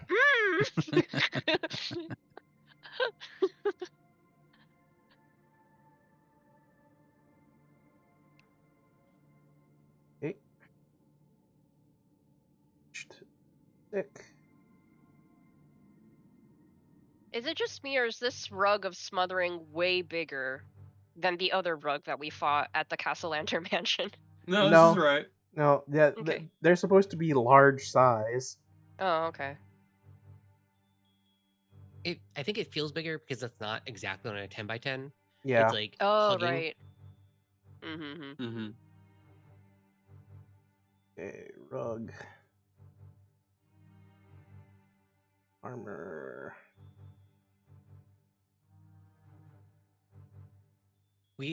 Everyone was on like a hair's trigger for everything to pop off. So the moment like as Calista was picking them up, the three of us are all jumping at everything that's now animated. Yeah.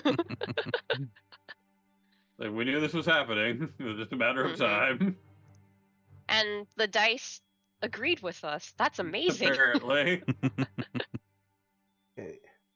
So if this is correct, I'm looking at Cruz at a 27, Peach at a 21, Basil at a 20, Calista at an 8. All having that Of course. initiative problem. But you're still ahead of the Still rest. faster.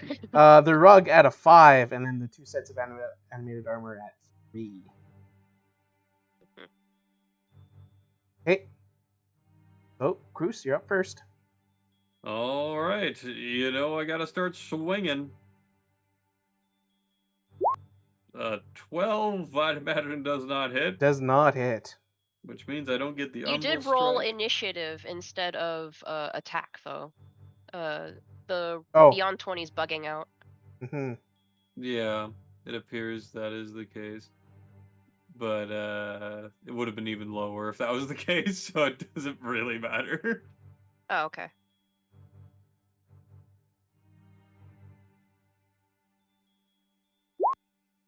$24 to hit. 24 is a hit. I'll go and do the last one while I'm at it.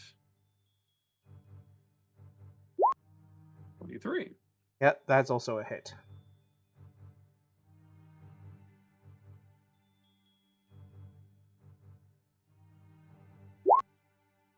Three damage.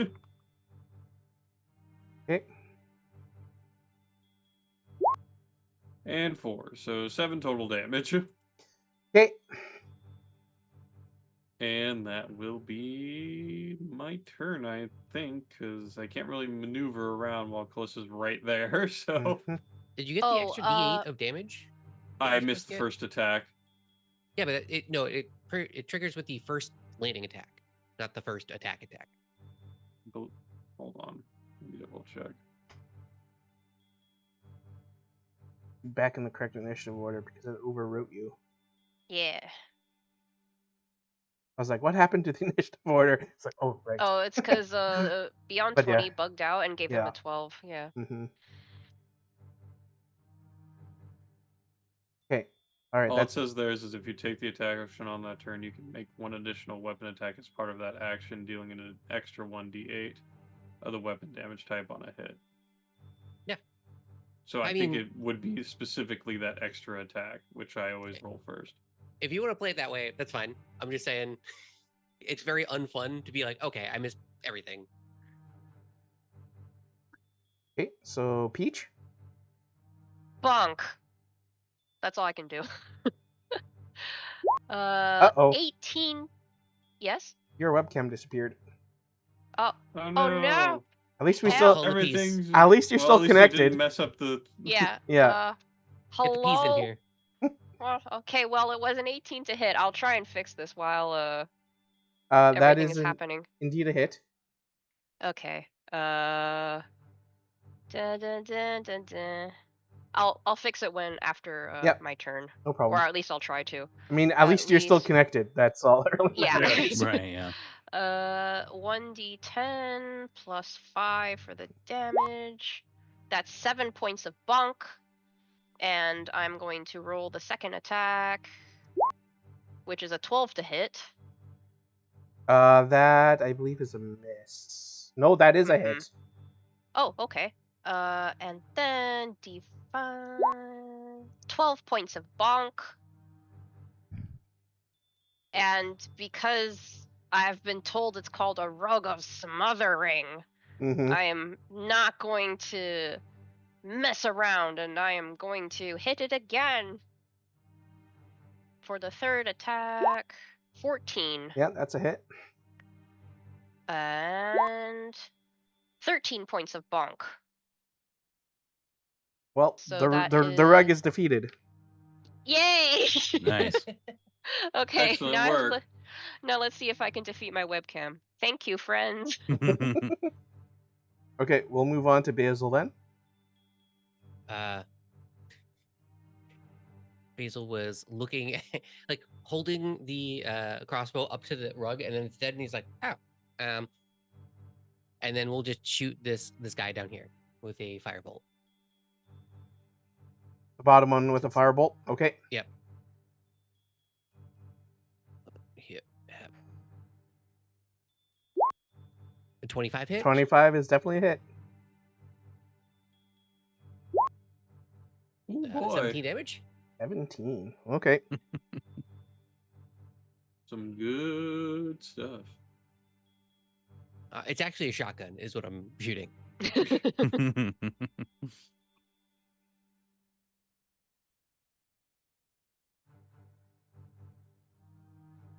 Okay, is that it? Shotgun in the form of a crossbow. Basil, is that Yep. it? That's it. Okay, Callista. All right, I am going to guiding bolt this guy down here. Same guy that Okay. Basil shot. So, does a 17 hit? A 17 does not. Really? Nope. Yeah, Wow. animated armor's got pretty decent AC. Damn. All right. Can I do as a bonus action?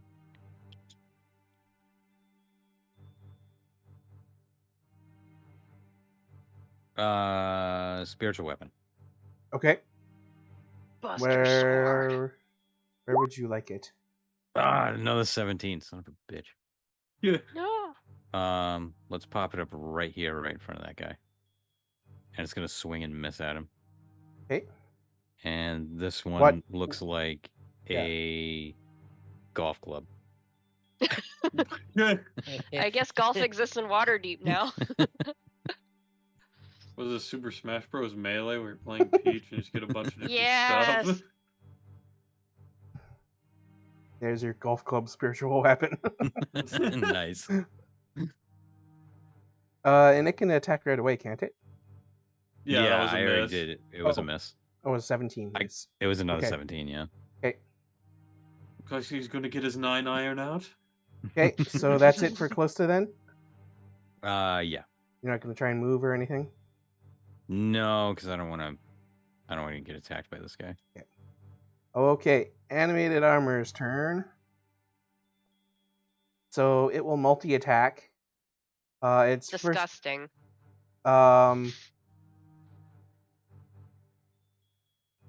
Basically, it just tries to slam its arms down on Cruz. Okay. With a 13, so that'll be a miss. Yes. And so then it'll carry its momentum over to try and slam into Callista as well. With a 17. Ooh, 17 misses. Okay. What's your AC now, then? 18. Nice. Okay. It's because of the ring. Aha. Okay, so that's it for that set. Then the other set.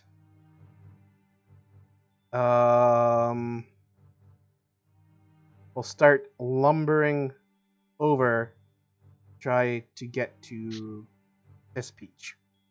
That is the Echo Me. Okay. Hi. Does the spiritual weapon get an opportunity attack? It does not. Okay, I didn't think so. Hmm,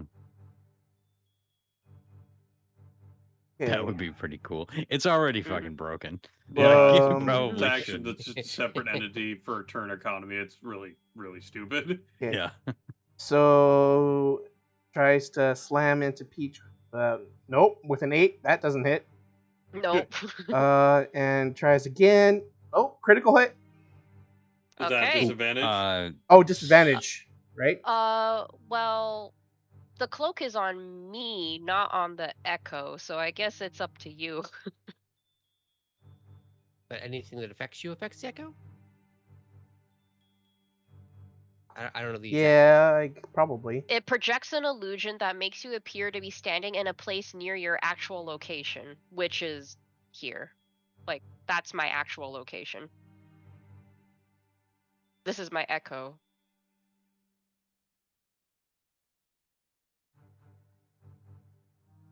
But okay, so let me think of it this way. The Echo has your AC?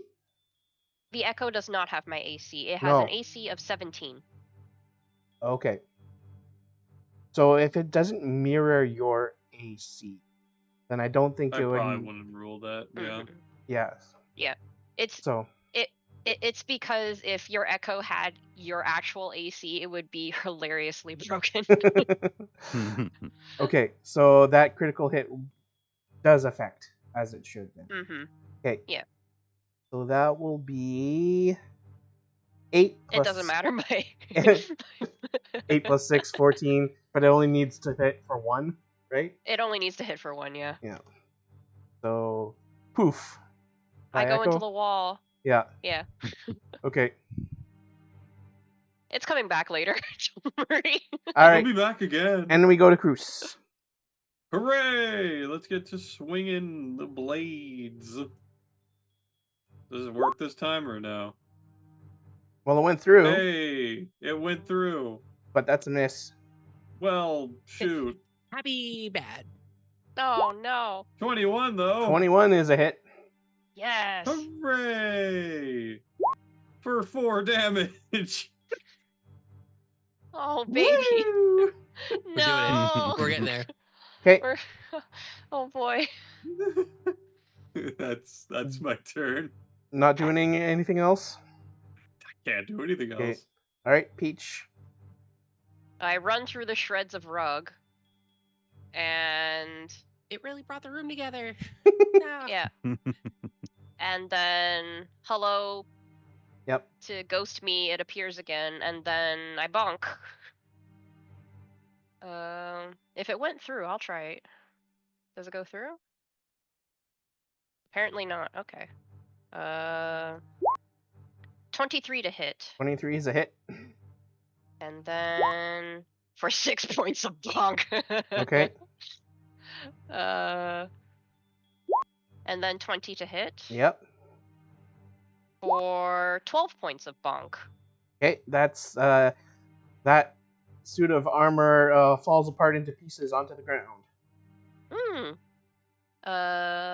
Let me see then. If I stood here, would I have reach on that fellow? I would say yes. Okay.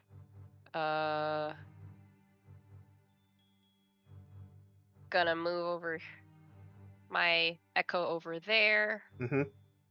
And then why not? Unleash incarnation. Bonk. Okay.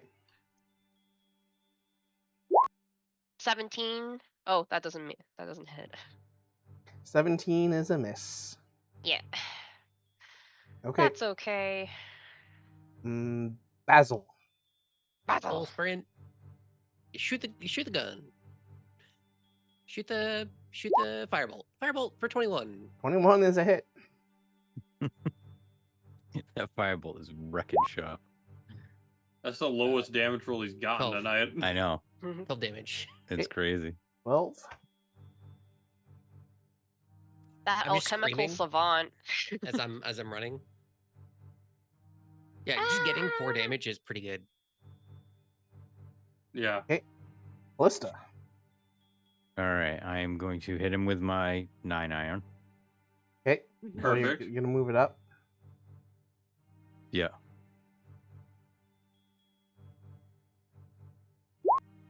23. Yep, that's a hit. Just all of a sudden becomes a driver. And for 5 damage. Okay. And then I will also Starry Wisp.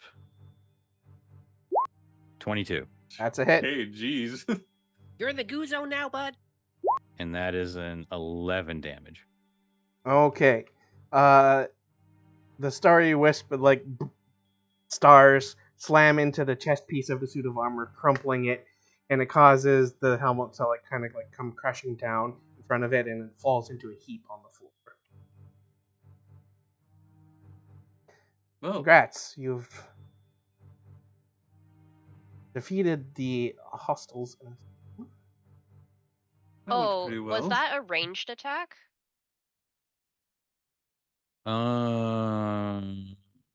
Sorry, Wish. Yeah. Cast at will.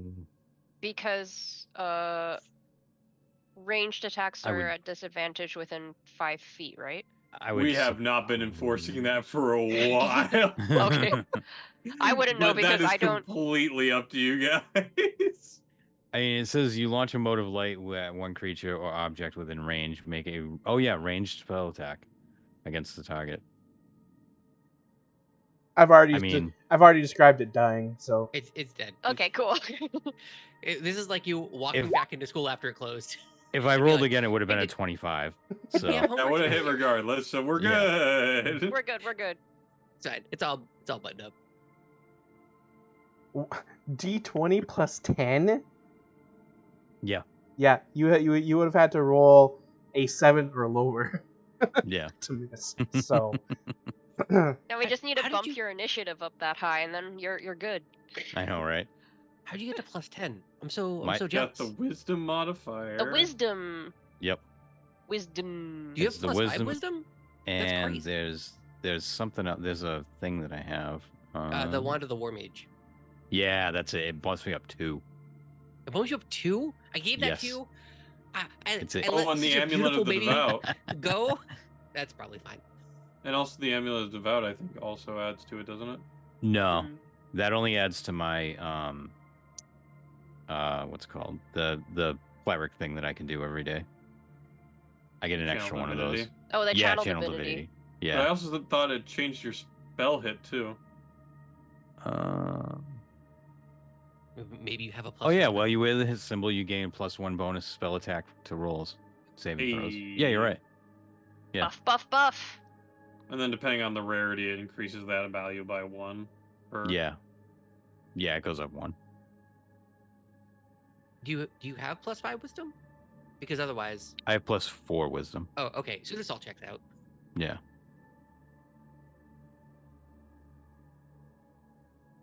I'm not. I didn't stop running. I'm just doing the big loop around to the vials.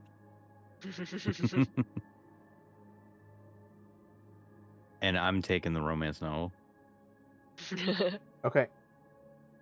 I am Lovely. standing guard because they will know the value of those things. It's called I am 138 checking out degrees. this door. Okay.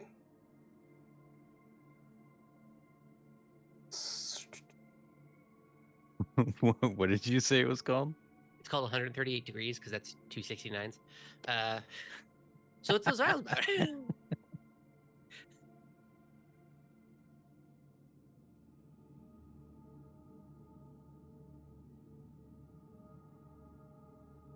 Yes, so this is an ornate door, and it has a handle carved like a cat's head.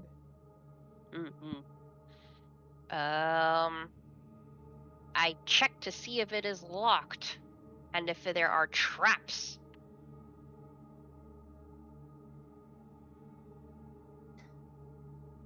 Okay. So the order in which you said that implies that you check to see if it's locked first. Yeah, I mean, I have thieves' tools, so I was thinking I'd, stick a lockpick in or something. Okay. Assuming it even has a keyhole. It does not have. It does not have a keyhole. Oh, okay. If it doesn't have a keyhole, then I will check for traps first. Okay. Okay, give me that investigation check then for checking for traps. Can't wait for this. Oh, that is a 1! Would it be so wrong for me to say it would have helped? Oh, for some reason, It it rolled- rolled twice for me. Twice? Yeah. Well, that's with the help action then. That's with the help. I guess I get a 17 instead. Yeah, that's weird. Oh man, it must be bugged somehow. Yeah. Okay. 17 in total. Because Because I have a -1. Right. Okay. You're not able to detect any traps per se, but it seems to be like the tightest seal on a door you've ever seen. I touch it very carefully and kind of run my tools around it. And I say, maybe this is a fake door. Well, the door itself seems very solid. You would suspect that it is perhaps magically sealed.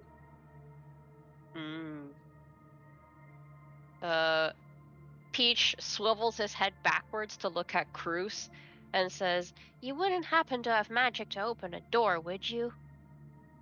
That is not in my department, unfortunately. Well, we'll wait for the magical people to show up. Yes, that would probably be best. He puts his tools away. Basil, I'm sure, is just like grabbing all of the vials. Yeah. I still have detect magic going. Okay. What are these vials giving off? Or can I just have I just inherited 30,000 gold pieces worth of chemical devices. I will just tell you what these are. Awesome. Except for one, I will need a check of some kind. That's fine. 4 of them. Oh. The first 4 are a potion of flying, a potion of supreme healing, Whoa, a potion of greater healing, a potion of fire resistance, and then the last one, make it a medicine check at advantage. No, I thought it was going to be a door opening potion. Guys. Bad. Also bad. Jesus. Ooh. Flash of genius. Well, hold on. Oh. Well, okay. 14. So we're at 14 plus flash of genius for 18. Okay. Well, that is enough for then to tell that the last one, which looks like a potion of healing, is actually a potion of poison. Basil, kind of a little exhausted from like straining his brain so much to hype himself up enough to see this, goes, "Ow, I would have drank it anyways." Also, your 4 scrolls. Yep. One is a scroll of false life. Oh. One is a scroll of featherfall. One is a scroll of witch bolt. And the last one, which is actually the first one you picked up, is a scroll of blur. Blur. Crazy good. Indeed. Those are all really good. Blur. So I can't cast false life and witch bolt, so I think I just immediately hand those over to Callista. Okay. Because your class is capable of casting those two. Yeah. I think at least. But should be at least false life. Oh, false life and witch bolt. Mm-hmm. Yeah. I can't cast any of those spells. That's why I didn't even loop in here. I'm so sorry. I can cast nothing. Rangers get jack all for spells. No, that's not true. Your fog cloud's been amazing. Basil, you likely would have also inspected all of the stuff on the tables on the other side as well, right? Okay. For sure. So there was alchemy supplies, calligrapher's supplies, glass blower tools, jeweler's tools, tinkerer's tools, an herbalism kit, and a poisoner's kit. Oh. All right, get the vacuum cleaner out. There is a stack of 100 sheets of fine vellum paper In Oh. the bag. and a well of quality ink worth at least 300 gold. Dang, son. Also into the bag. Just literally absorb everything in here aside from the books. Well, The so I actually have almost all of those kits slash tools, or could just make them myself, with the Mhm. exception of the healer's kit and the poisoner's kit. I will take because more of those are good. and there are, of course, also the multiple books spread across the tables that are all open. That all seem to have like very arcane magic stuff on them, written on. I don't know what this written is, in them. bag. I don't know what you are, bag. Oh, that one's bag. You don't want to even do the check on it first? Yeah, I'll give them a check. Because I'm not a wizard, so it's more along the lines of I'm checking these to see how much I don't understand them, and that's what will make me think they're worth more money. Okay. Basil, if you're not taking the jeweler's kit or the calligrapher's kit or the ink, then Peach would take those things. I put the paper and the ink in the bag just because they're worth something. But if you want any of the kits, Basil can literally create kits out of just nothing. That's kind of part of the class that I very rarely use. So if you want any of those kits, go for it. Yeah, he's going to give it to his dad, and also he's going to keep the calligraphy stuff because that's his actual job.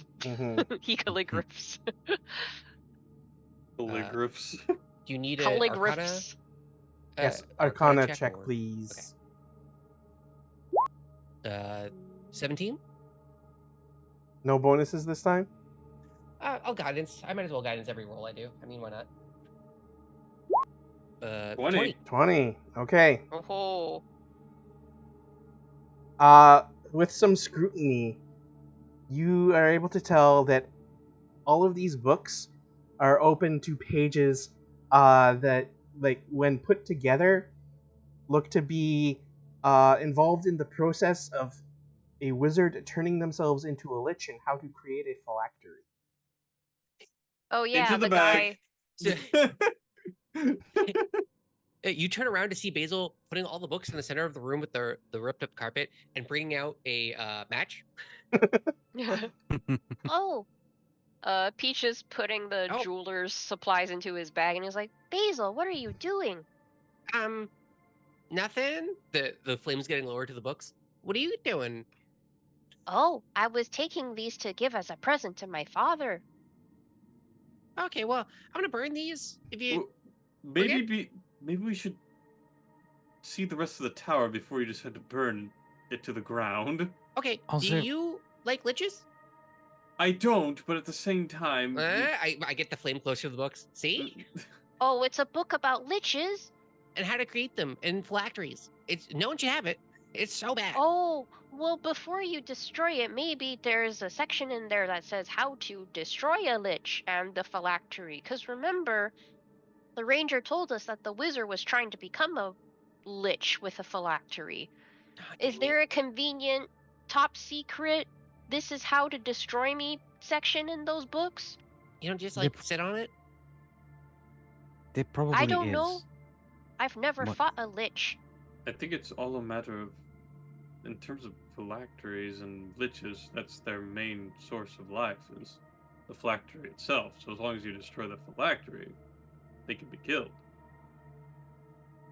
Yes, also, Basil, don't burn those. Put those in your bag. Yeah, we can give them to the Blackstaff. No, that's the wrong person. Because then if she becomes a little one, no. Oh. That's crazy. I'll keep them for now, but I am, before we leave the Shadowfell, probably going to try to burn the books again. I'm warning you.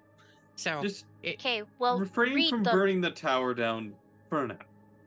Oh, right, we're in a place and the smoke's going to rise and we're going up. That's good. I can get behind that one. Also, I think this door is magically sealed.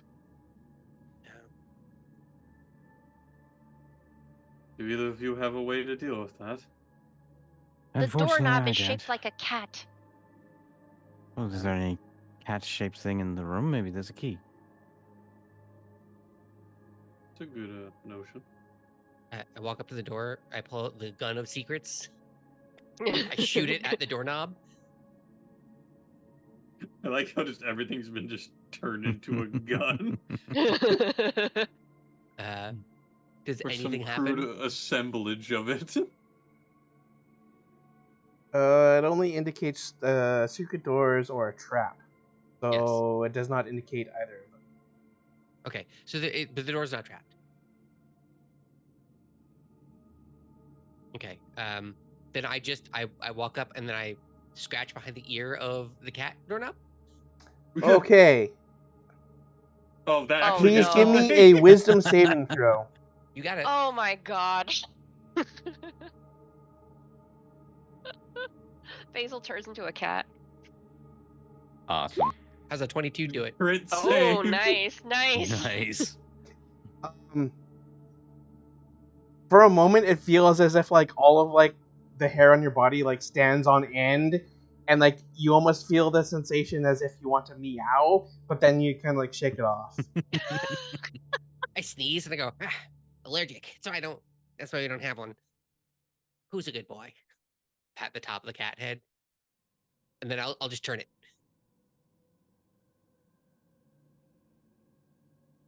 So you turn the door handle. Yeah. I'm Okay. already here.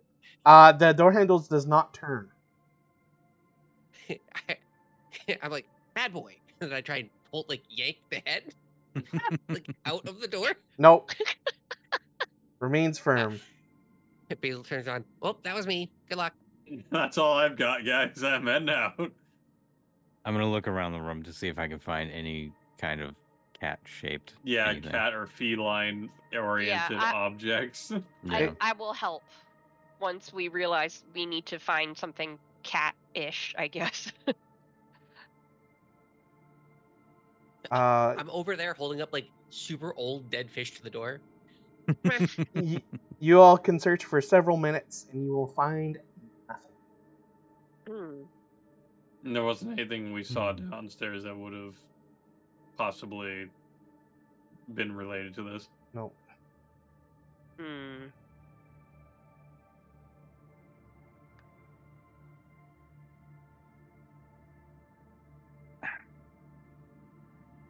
I mean, I could dispel the magic on the door, but we'd have to wait until tomorrow. We have to wait till tomorrow. Yes, and I'm not entirely sure how time works here. Does that is true. anyone speak with animals? Just say hello to the cat. Can you let us in?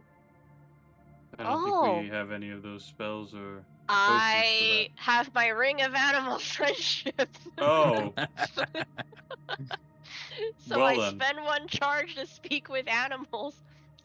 And so while you guys are talking, you just hear Peach lean down and start Meow, meow, meowing meow. meowing at the door.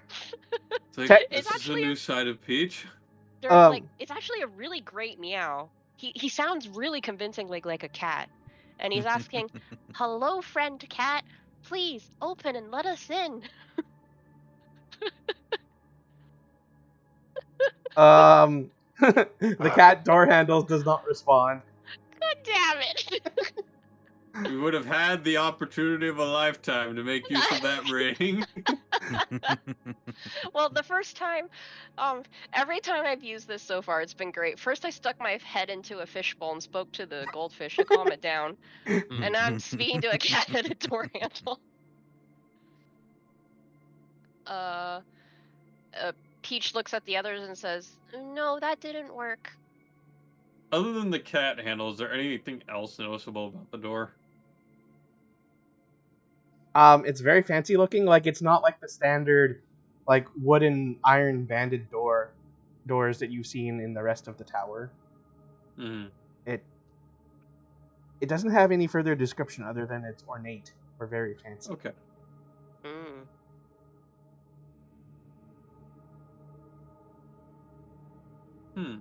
Vortex warp has to be a creature. What a bummer.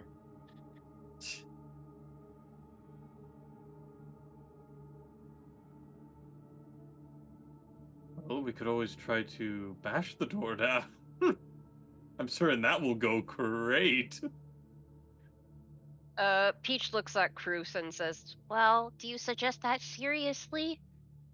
No, it's more of an offhand joke, but I wouldn't be surprised if someone would try it. So I'm gonna assume Peach and Cruz are still by the door. Callista and Basil, like, are you doing other I'm by the. things, No, or I'm milling by the door. Okay. I'm still holding up dead fish to it.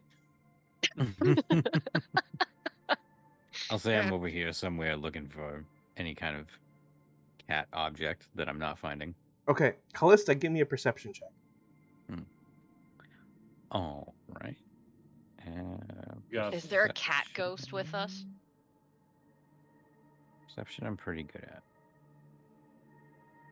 Yeah, the whiz. 17. Ooh. 17. Okay. So as you're like looking around the room, by the flame of this torch up here, by the entryway into the room, you notice that it looks like the flame coming off of this torch is a bit higher and bigger than its hair. Well, I will walk over here. Okay, give me another perception check.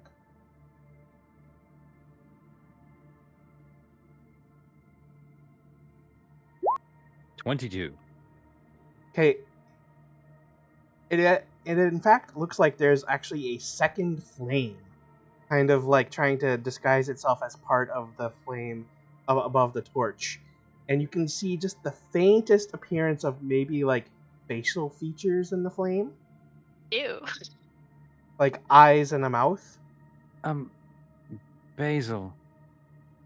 Hmm? I need you to come over here and look at something for me. Okay. Uppies? I will pick him up. Thanks. Oh my god. Do you see that in the flame? Can I see this face now that it's pointed out to me? Yeah, since it's pointed out to you, you can see it. Yeah, that's weird. Is it? It's just that one. And then the flame kind of like shifts as if it's like turning its head to the side. Hey, you can't spy on us the whole time and then turn away. That's rude. And then the flame kind of like drifts away, and it starts moving through the room, drifting along through the room. Oh, I'm gonna get out of that fucking thing's way. And then then fireball. And then like it'll just like hover behind Peach and Cruz, looking at them. You guys, Peach, you guys want- Cruz, you might want to move to the Oh. side. Goodness. Hello Well- there. Hello. We would like to get through this door. Mr. Face? Mrs. Face? We don't assume here.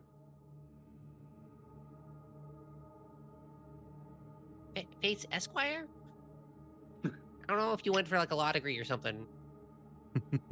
Is there anything with the face itself? Like, is there any features that are notable, like it's angry looking or Mm-hmm. just No, looking at us? It's just kind of like maybe like slightly larger than fist-sized tongue of flame that hovers in the air. And it just has the faintest look of these eyes and mouth. Oh.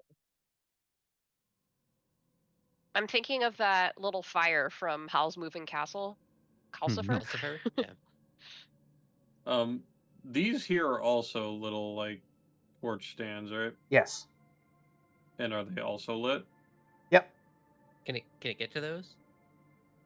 Does it continue after Cruz moves out of the way? Yeah, It just kind of like here too. bobs around in the air.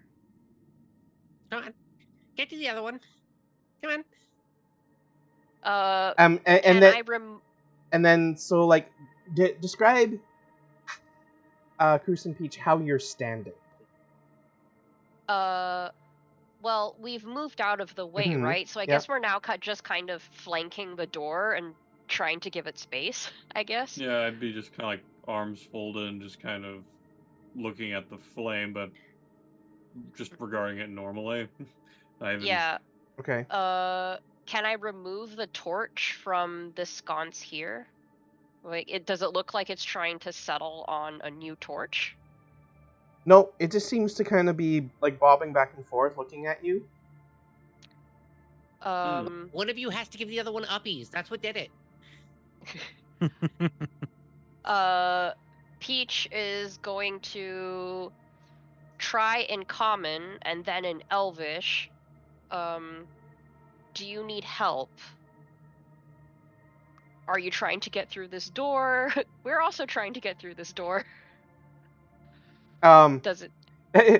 And then like it doesn't really respond, but then it kind of like bobs around, and then like it goes up and like it will like be over your head, and then it kind of comes over, and then it goes up over Cruz's head, and then it comes up, bobs back down, and then it bobs towards the door, and it seems to disappear through the door, and comes back through the door, and then it goes and it like will come over and bob next to like Peach's hand, and then bob next to a torch, and then next to the door handle. Oh. So I'll take the torch out of the sconce. No, Yeah, you guys and have to burn your hand on the torch and then put it on the door handle. I don't think that's the way. I don't know. So I take a torch and then I think to myself, all right, remember, if I start meowing, something bad has happened. And then I try to turn the door handle. So you're just holding the torch and you touch the door handle? Yeah. Give me a wisdom saving throw. Wisdom saving, you say? Yep. 14. Congrats, you are now a cat for the next hour. Oh my god. Yes! It happened. So I just see Peach And also then turn the into... the little tongue of flame just kind of like seems like it's as if it were a head, it like hangs its head in shame. So the torch drops, and then you see a completely white cat with like a little, like the Peach's like pink markings on its face. Like, do I realize I'm a cat? Have I forgotten that I'm an owl? Like, how much sentience do I have right now? It says that you were polymorphed into a cat. Okay. So keep mental, or wait, no, because polymorph is lose mental, keep physical. What's the one?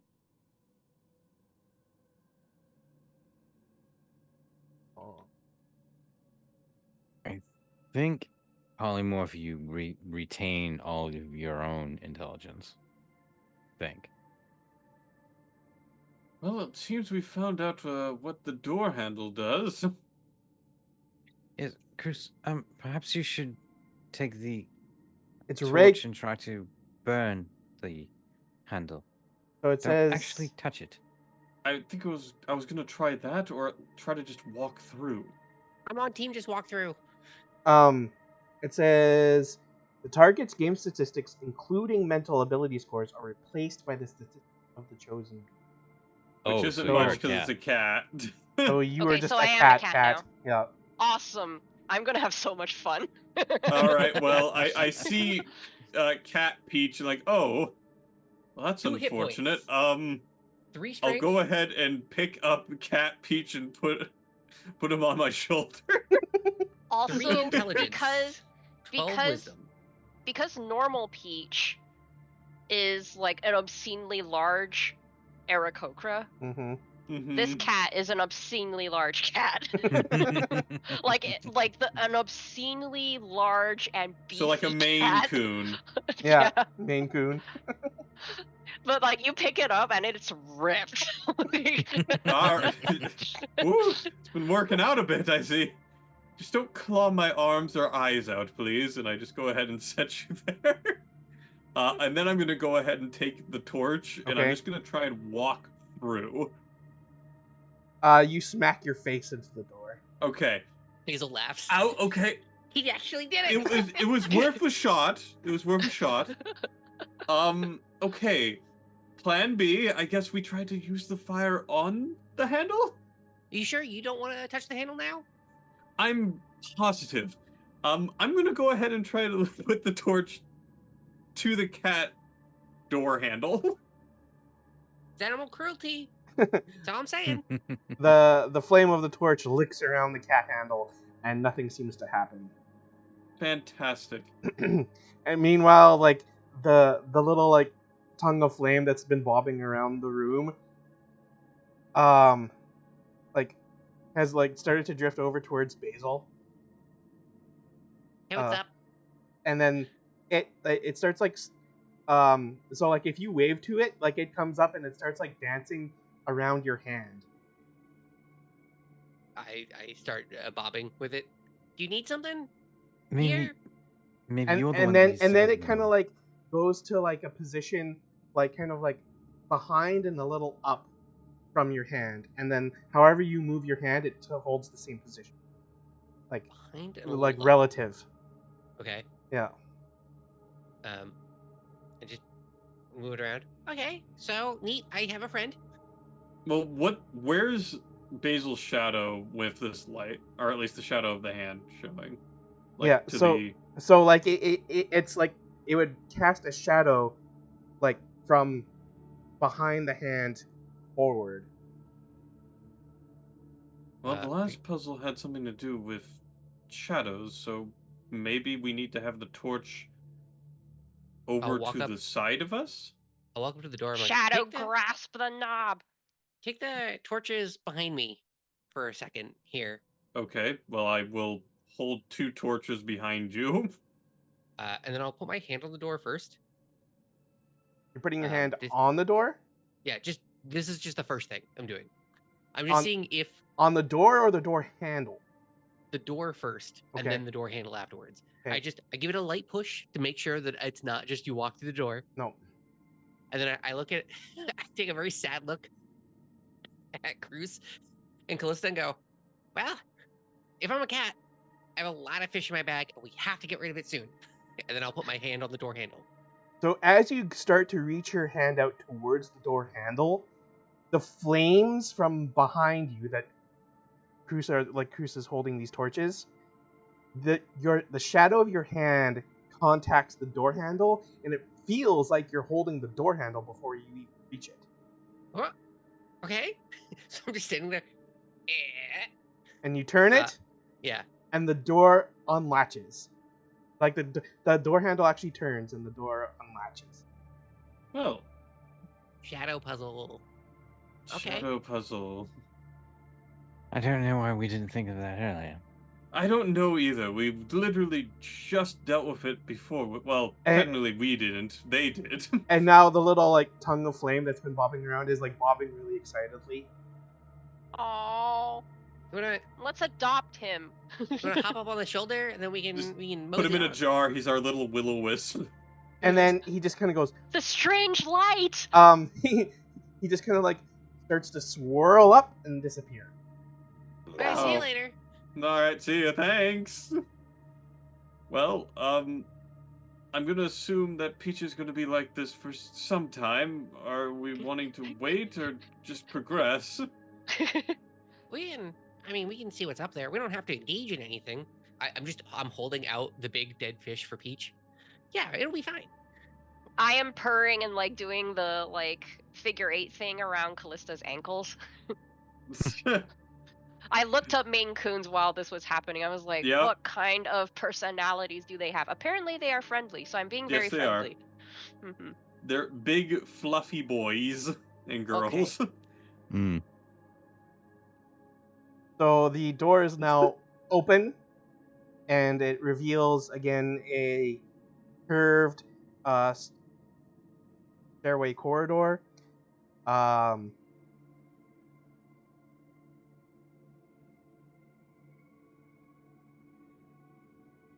Not a cat person there, Callista.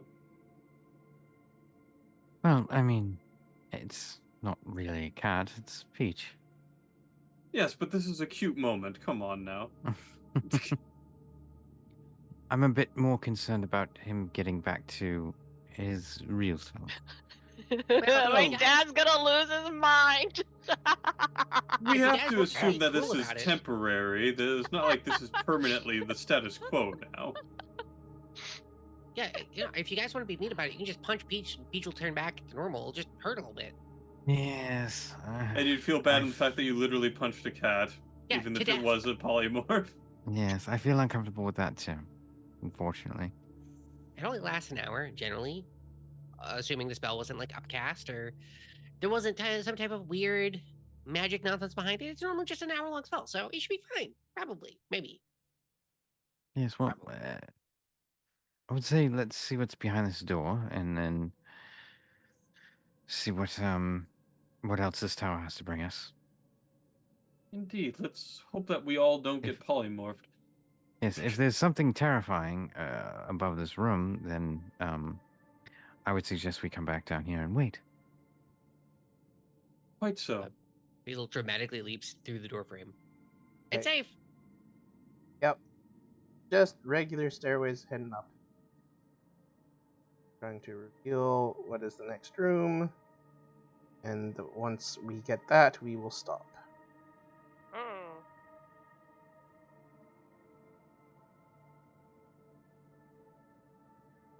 Ooh, this room is a ring. Oh. Okay then.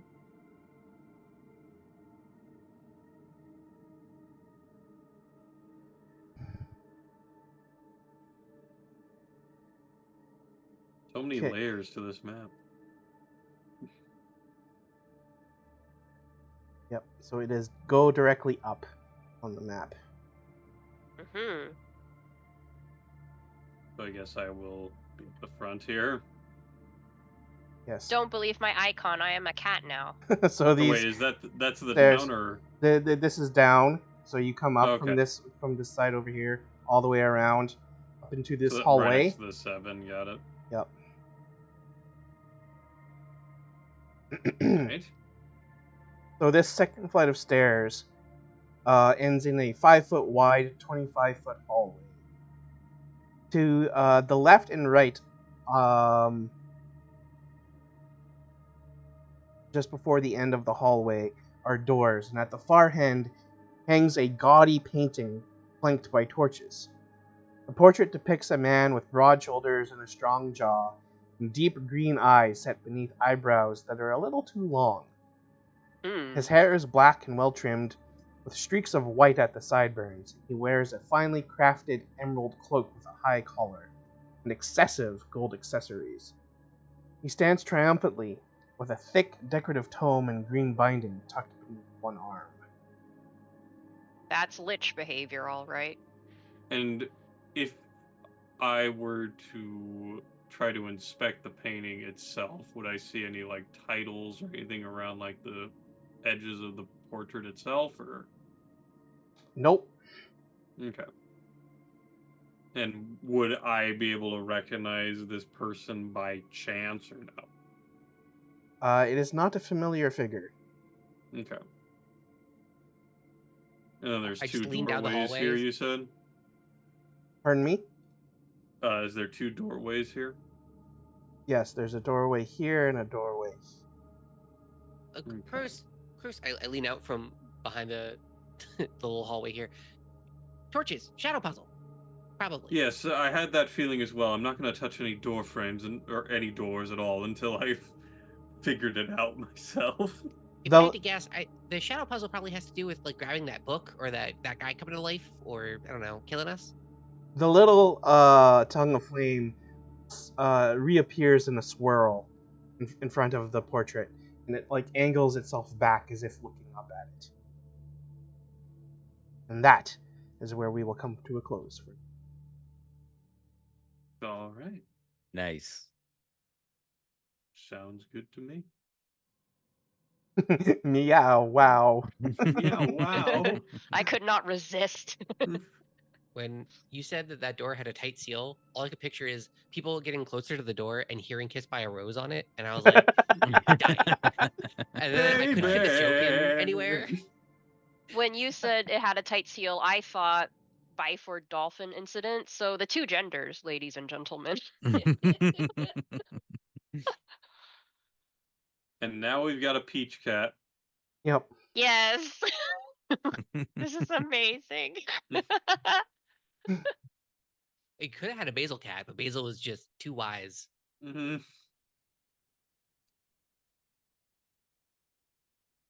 Okay. Well, there's still more fun stuff to come. Mhm. No, I bet. So we'll start doing our outro stuff here. And we'll go start over with Drew. Drew, was there any particular moment or something that happened in tonight's session that you would like to bring up or highlight? And then, do you have anything going on with your streams that you want to plug? I mean, how can my favorite part not be Peach the cat? Of course. Uh-huh. I mean, that was great. I did enjoy talking to the crazy guy. That was fun. Mm-hmm. And I always like when we have some combat and some RP. And we got both of that tonight, so that was great. Yeah. Yeah, I enjoyed it. And lots of loot. And lots of loot. Yeah, I got diamonds. I got $2,000 diamonds. We have 4 Mhm. potions of flying. I don't think you guys understand how much that changes a fight if we can just fly away from it. What? No, we only have one One. potion of No, flying. it's just one. I could understand why Basil was confused because Okay. it sounded like you said there was 4 potions of flying. It was 4 different potions. potions. One of them Yes. is a Got it. potion of flying. Yep. Yes. Works great. I can just delete the 4 in front of the potions of flying. Yep. I only have I 2 mean- potions of flying, so now we just have 3. But as far as stuff that I have coming up, I will be streaming on Sunday, and probably either finishing My Friendly Neighborhood or doing the next Rusty Lake game. Probably finishing My Friendly Neighborhood because I think we're close to the end. Mm-hmm. Okay. Oh, thanks, Drew. Tilted. Yes. Is there anything Uh, aside from Peach Cat that you would like to highlight? So I like that I was able to go ahead and use a different spell, and it was effective, and it did damage. Mm-hmm. That's crazy. My melee attacks less so, but that's what happens when you have a strength-based weapon as a dex-based character. Yeah. Did you do more damage with spike growth than you did for the rest of Yes. the session? Okay. Just, I felt like that could be the case, and I didn't want to say it out loud until the Yep, end. that's entirely accurate. It might be close to twice the damage. But it's okay. It is what it is. I got to do my most important role, which is tanking hits. I think I blocked like 5 or 6 hits, so all good. But yeah, in terms of where you can find me, I'll be over on twitch.tv/tilted gaming. I'll be streaming this weekend, Friday, Saturday, Sunday. It'll be most likely continuing Baldur's Gate 3 and seeing how much further we can get into Act 3. Mm-hmm. The only way that would change is if Slay the Spire 2 comes out this Thursday. If not, then I'll just continue Baldur's Gate 3. Okay. Well, thank you, Tilted. Mhm. And Hoodie. It's me. I was gonna say spike growth because I just didn't know how good that spell was. That was great. Shadowed playing an insane person was fun. That was fun. I enjoyed that. I enjoyed us trying to debate on what to do. I like playing the bad guy when it comes to we're meeting an insane person in an unknown territory. So someone's got to be the pragmatist and be like, we can't help everyone we meet, even though it's literally the first person we met. Let's step into the dungeon. We have more than enough help. So that was a fun fight to have. Man, spike growth, give it up. What a spell! Good pick. Thanks. I truly didn't understand it. I was unfamiliar with the game, sir. I believe is how the saying goes. My shout out is going to be I've been reading The Wandering Inn for the past, I want to say, month at this point. I'm 12 million words into maybe 16 million words total. Oh boy, I'd like to think I'm 12 million words in.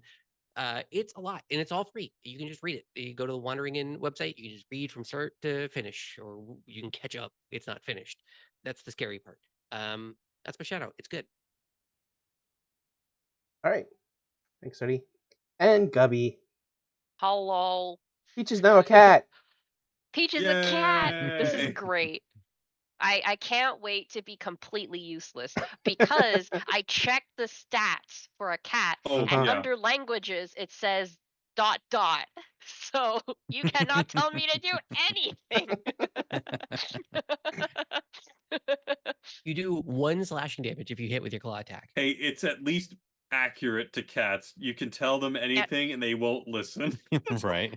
And I get apparently advantage on perception checks that have to do with smell, so that is the only thing I'm going to be doing next session. Just I'm just smelling going to be smelling everything. everything. Yeah. But that is not my favorite part of this session. My favorite part of the session has not been mentioned by anyone so far, and that is the canonization of the gross corner of the Yes. bag of holding. Right. I forgot. Even though it's technically a separate astral space that has, like, they're spaced out in, like, a fathomless void, essentially. So Yeah, the better problem than actually, Peach Cat, better than the decapitation to make sure the tongue stays intact for Basil. Gross corner. Gross corner is the MVP moment of this session for me.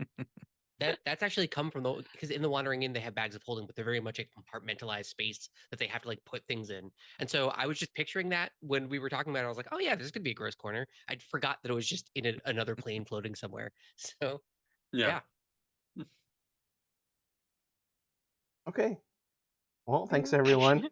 I was it made my DM brain very happy that someone turned into a cat. And you got to do shadow puzzles. You got to do your namesake in shadow Yeah. puzzles. Yep. Mhm. Mm-hmm. Yeah, the further I read into this adventure, I was like, ooh, I like that. Ooh, I like that. Ooh, I like that. Yes. Well, this has been lots of fun. And yeah, I do the streaming thing sometimes too. Might do some this weekend. Probably going back to some more Baldur's Gate 3, but we'll see. Let's in terms of when we will be back next, our next scheduled session is for 2 weeks from now on the 17th. Unless I get players begging me to play more sooner. I mean, You I would have no like that, opinion now. wouldn't you? Wouldn't be I the have no first time. opinion now. I am a cat. I'm always flexible, you know me. I just Yeah. need some time ahead to figure it out. Mhm. So look for us to be back on the 17th. Otherwise, keep an eye out on the ARV calendar / the events in the Discord / my Blue Sky. And of course, thanks to Arvin Elron for hosting our game on his channel. Be sure to check out Arv stuff via the comments in chat, which it looks like Tilted just put in the chat there right now. So thank you, Tilted. And I believe then that is it for us for tonight. So everybody take care. Hope you all remain well in the interim.